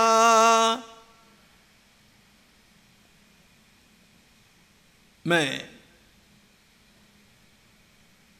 इसके पश्चात अपना जीवन धीरे धीरे ईश्वर की ओर मोड़ लूं और एक समय ऐसा भी आ जाए कि मैं समाज सेवा को भी पूर्ण करके एकांतवासी हो जाऊं। अब आवश्यक जितना मैं बाहर का काम भले ही करूं, क्योंकि व्यक्ति चुप बैठ नहीं सकता है, यह उसके भीतर का रजोगुण है, लेकिन अधिक समय मेरा भगवत चिंतन में जाना चाहिए।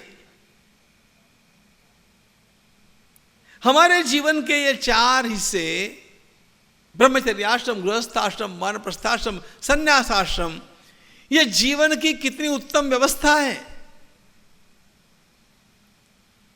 अच्छा, वानप्रस्थाश्रम के समय आपको किसी वन में जाने की आवश्यकता नहीं है।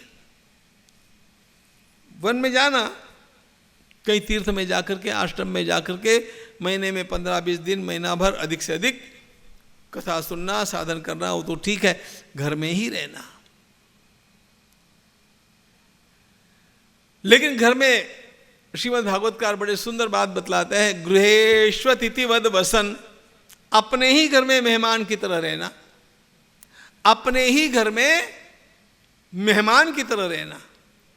मतलब क्या हो गया? आपके घर में कोई मेहमान आते हैं तो आप समय से उनको रोटी खिलाते कि नहीं? उनके सोने की, कमरे की, स्नान आदि की सारी व्यवस्था करते हैं कि नहीं? उनको कहीं बाहर जाना है तो उनके लिए गाड़ी आदि की व्यवस्था करते हैं कि नहीं? करते हैं। ये सारी व्यवस्थाएं मुझे घर में भी मिलनी चाहिए, लेकिन आए हुए मेहमान को घर की बातों में हस्तक्षेप करने का अधिकार होता है क्या?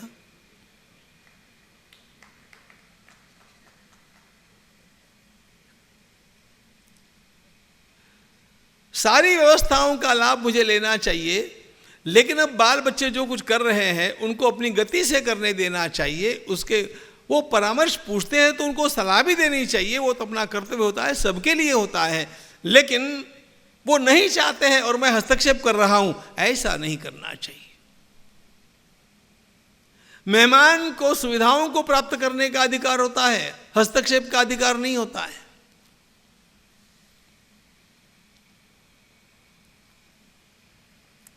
इसलिए धीरे धीरे वानप्रस्थ आश्रम का अर्थ क्या होता है, मैं माताओं की भाषा में बोलता हूं,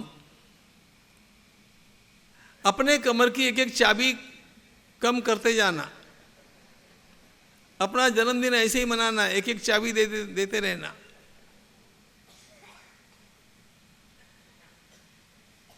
सब मैं ही करूंगी और मरने तक करूंगी, ये नहीं। This is not life management. अब कर रहे बच्चे, कर रहे हो, you are free to enjoy and having no responsibility again. It's a very nice life, the nicest phase of life. वानप्रस्थ आश्रम की जो अवस्था है ना, यह अत्यंत शांत और सुस्थिर अवस्था है। No competition.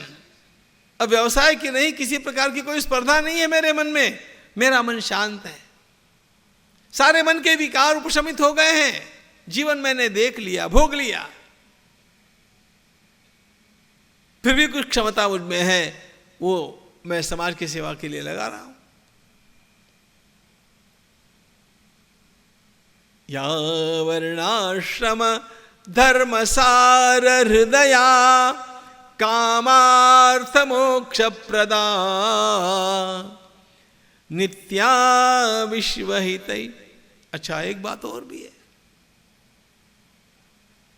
श्रीशेन संरक्षिता।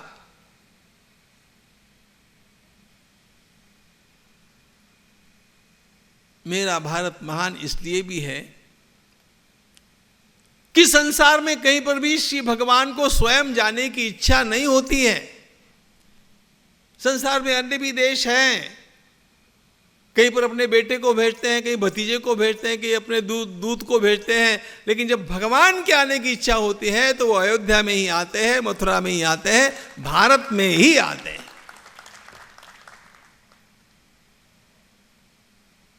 बताओ किस देश में भगवान का जन्मोत्सव मनाया जाता है?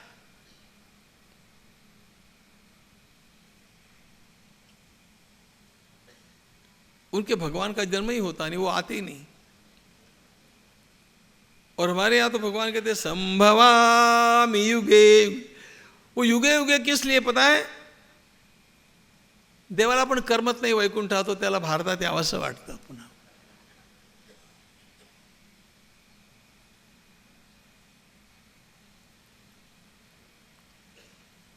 श्रीशेन संरक्षिता परित्राणाय साधूनां विनाशाय च दुष्कृतां धर्म संस्थापनार्थाय संभवामि युगे युगे। अजोऽपि सन् अव्ययात्मा भूतानामीश्वरोऽपि सन् प्रकृतिं स्वामधिष्ठाय संभवाम्यात्ममायया।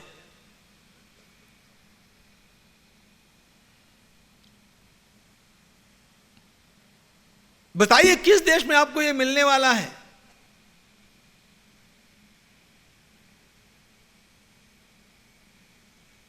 या वेद स्मृति शास्त्र विन्मुनिवरै जुष्टा सुखैकास्पदम्।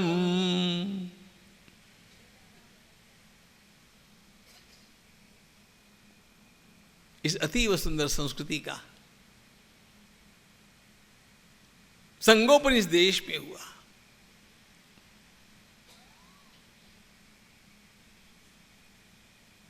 जिस वांग्मय से हमने आरंभ किया था, जिस वैदिक वांग्मय से, उसका तेज कैसा है पता है? आइए कठोपनिषद की ओर चलिए।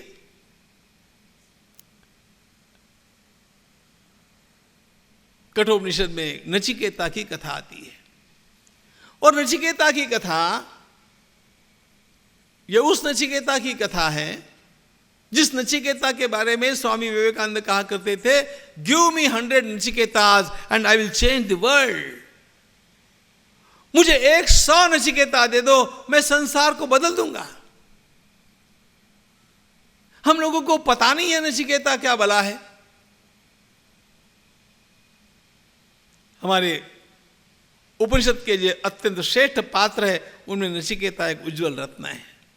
उशन हवै वाजश्रवस सर्ववेद संददौ तस्य नचिकेता नाम पुत्र आस। कठोपनिषद। तस्य नचिकेता नाम पुत्र आस। वाजश्रवस नाम के ऋषि के पुत्र है नचिकेता। ये ब्रह्मचारी कैसा है? आयु में छोटा बच्चा है अभी, लेकिन उसने देखा पिताजी को, पिताजी सब दान कर रहे हैं, जो कुछ मेरे पास है मैं दान कर रहा हूं, दान कर रहा हूं। दान करते करते पिताजी ने क्या किया, उनके पास जो बूढ़ी गौएं थी उनको अभी दान में दे दिया। पीतोदका जगदत्रणा दुग्धदोहा निरिंद्रिया अनंदाना। तो नचिकेता द स्मार्ट बॉय वो वहां पर खड़ा, उसने कहा पिताजी से कहा, ये आपने वो अच्छी अच्छी गौएं तो आपने दान में दे दी, वो सब अच्छा किया, इन गौओं का काय को दान कर रहे हैं? तब कोई भी पिता बेटे ने ऐसा करके टोका तो कुछ न कुछ चिढ़ जाता है। मला विचारणार तू कह रे, वो एकदम सोलापुर की स्टाइल आ जाती है उसको।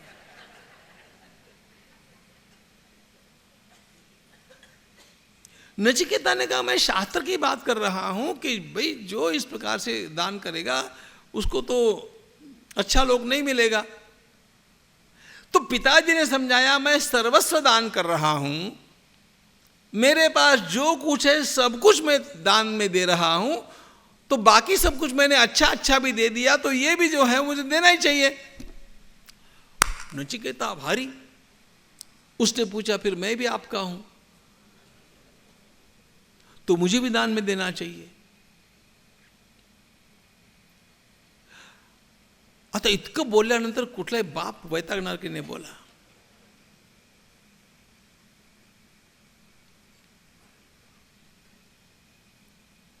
तो पिता ने बोले जाओ, दे दिया मैंने तुमको भी। नचिकेता ने पूछा किसको दिया? यमराज को दे दिया, जा मर। ये मर आता है अपने मुख में। नचिकेता ने पिताजी को प्रणाम किया, कहा मैं ठीक है, अब आपने मुझे दे दिया यमराज को, तो दे दिया तो मुझे जाना चाहिए, जाओ ना। उपनिषदकार लिखते हैं नचिकेता यमराज के पास गया। अब यमराज से मिलना था।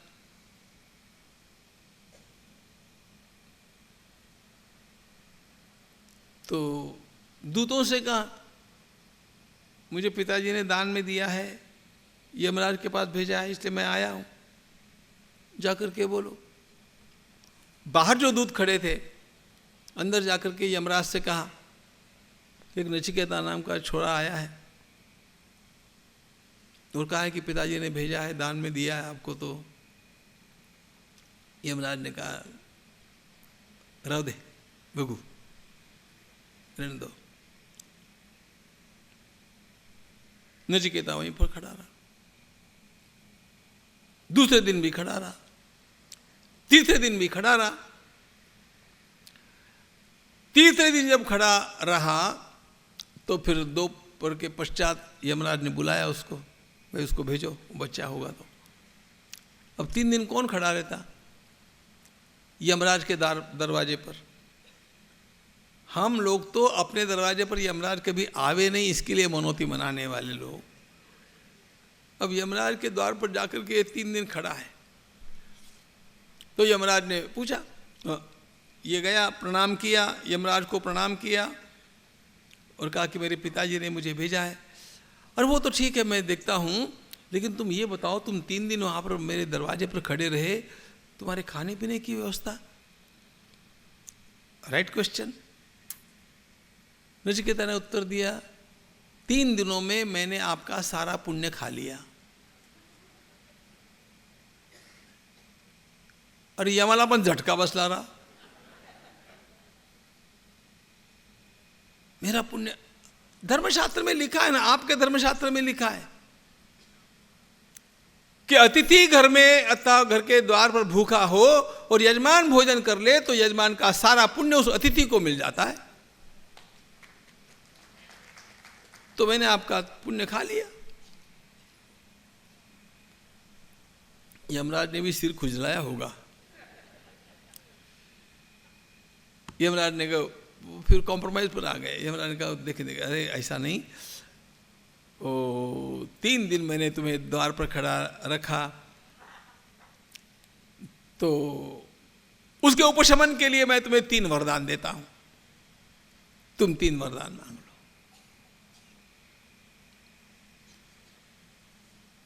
नचिकेता ने कहा ठीक है। नचिकेता ने पहला वरदान मांगा कि मेरे पिताजी बड़े गुस्सेल है, उनको मेरा बड़ा रोष आया है।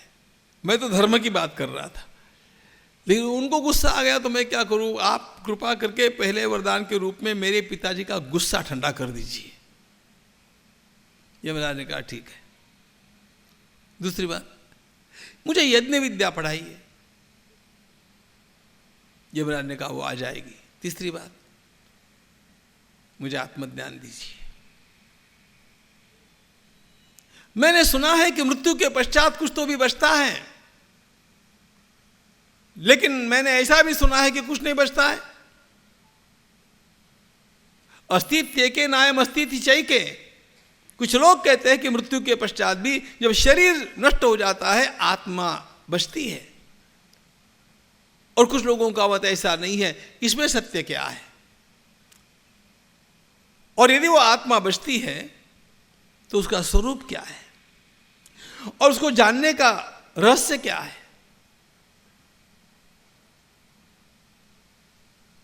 यमराज ने कहा, अरे छोरे, इतने छोटे हो तुम, बड़ी बड़ी बातें मत पूछो, चॉकलेट ले लो।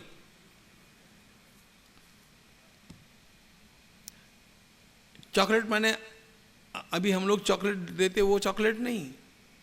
यमराज ने बड़े बड़े चॉकलेट सामने रखे। यमराज ने कहा, देखो तुम्हें स्वर्ग में रहना है क्या?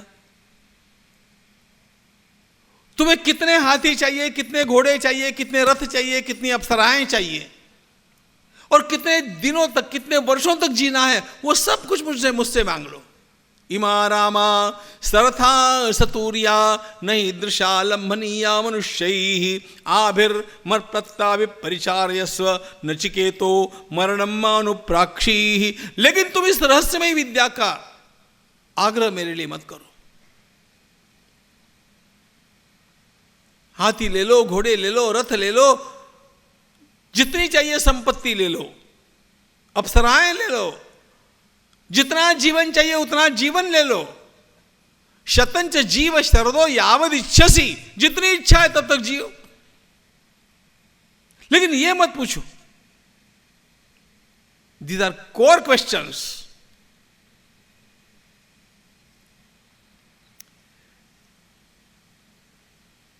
अरे इतना कहने पर कौन सोलापुर वाला वहां पर नहीं कहता? बोलो ना। सब कुछ देने को तैयार यमराज। नचिकेता ने कहा, महाराज कितना भी जीने के पश्चात एक दिन यदि मरना ही है तो मुझे मृत्यु की भुगुत्थी आज सुलझानी चाहिए, मृत्यु के रहस्य को आज जानना चाहिए। मुझे न आपके हाथी चाहिए, न घोड़े चाहिए, न राज चाहिए, न अप्सराएं चाहिए, कुछ नहीं चाहिए। तवै वाहास तव नृत्य गीते, ये सब आप अपने पास रखो। वरस तुम्हें वर्णीय सेव, मुझे तो वही आत्मज्ञान दो।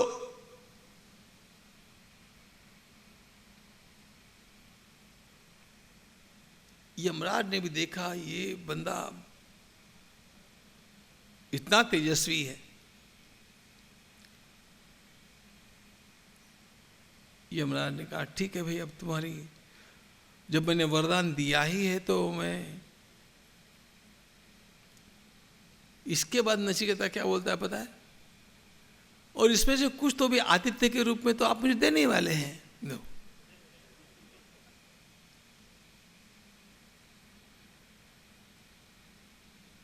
तब जाकर के यमराज ने जिस आत्मज्ञान का, आत्मविद्या का उपदेश नचिकेता को किया, वो कठोपनिषद का विषय है।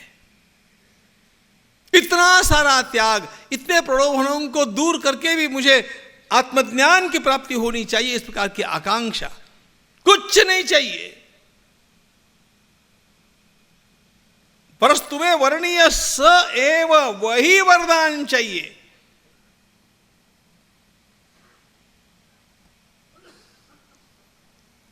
सारे संसार के वांग्मय में खोज करके देखिएगा मित्रों, ऐसा कोई पात्र आपको मिलता है? और एक केवल नचिकेता नहीं, आइए महाभारत की ओर। महाभारत का एक परम दिव्य आख्यान है, सावित्री का आख्यान। अपने पति के मृत्यु की बेला को जान करके सावित्री स्वयं 1 वर्ष तक किस प्रकार का तप करती रही, देवी की आराधना करती रही, और पति का प्राणोत्क्रमण होने के साथ उसने किस प्रकार यमराज के पीछे पीछे चलना आरंभ किया। वो दिव्य कथा आपने सुनी होगी। यमराज आगे चल रहे हैं, सावित्री पीछे पीछे चल रही है।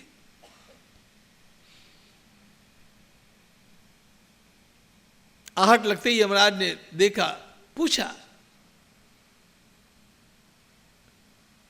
सत्यवान के प्राणों को छोड़ करके तुम कुछ भी वरदान मुझसे मांग लो सावित्री। सावित्री ने प्रश्न पूछे, यमराज ने उत्तर दिए, दूसरा वरदान हो गया।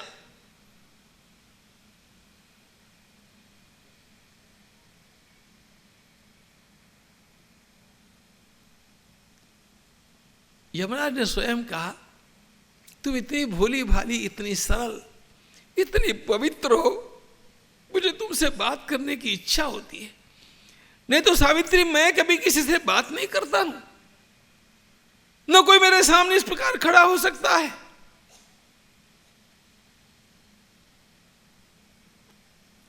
सत्यवान के प्राणों को छोड़ करके और कुछ मांग लो बिटिया। सावित्री ने कहा, जैसे आपने मेरे पिताजी के लिए 100 पुत्रों का वरदान दिया, मुझे भी 100 पुत्र होने चाहिए। तथास्तु। तथास्तु कह करके यमराज स्वयं सकते में आ गए। छोरी,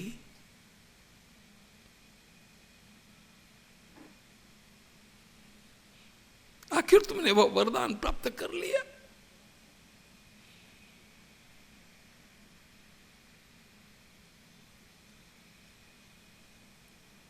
जाओ, तुम लौट करके जाओगी तब तक सत्यवान जीवित होगा। मेरे पास में फंसने के पश्चात कभी कोई जीवित लौटा नहीं। लेकिन तुम्हारी ओर देख करके मुझे यह करना अनिवार्य लगता है बेटी। आप देवी भागवत के पन्ने खोल करके देखिए, सावित्री भी रो रही है, यमराज भी रो रहे हैं। यमराज रोवे ऐसा वर्णन मैंने पहली बार पढ़ा।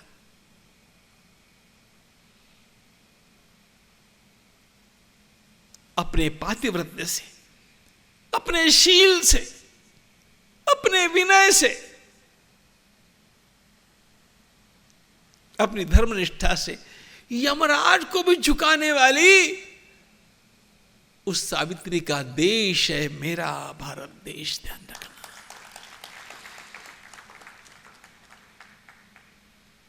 उस नचिकेता का देश मेरा भारत महान। ये कहानियां स्वामी विवेकानंद ने अमेरिका में कही, तो स्वामी जी के बोलने के पश्चात एक क्रिश्चियन नन खड़ी हुई। उसने कहा, स्वामी जी,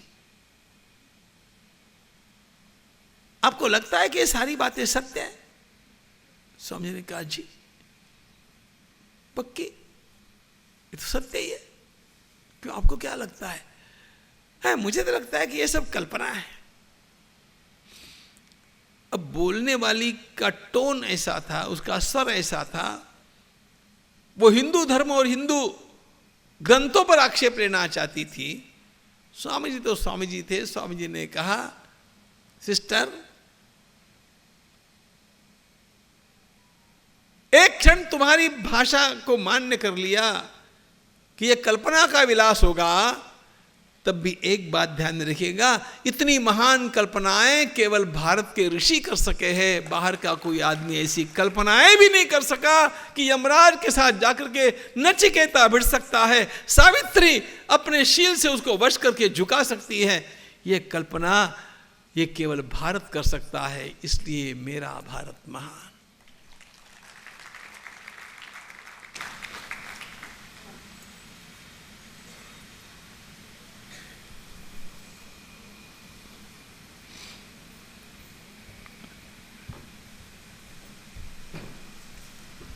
जय श्री कृष्ण. उद्या ठीक 6:30 वाग्यज्ञाचा परत दुसरी शृंखला गुंफली जाईल.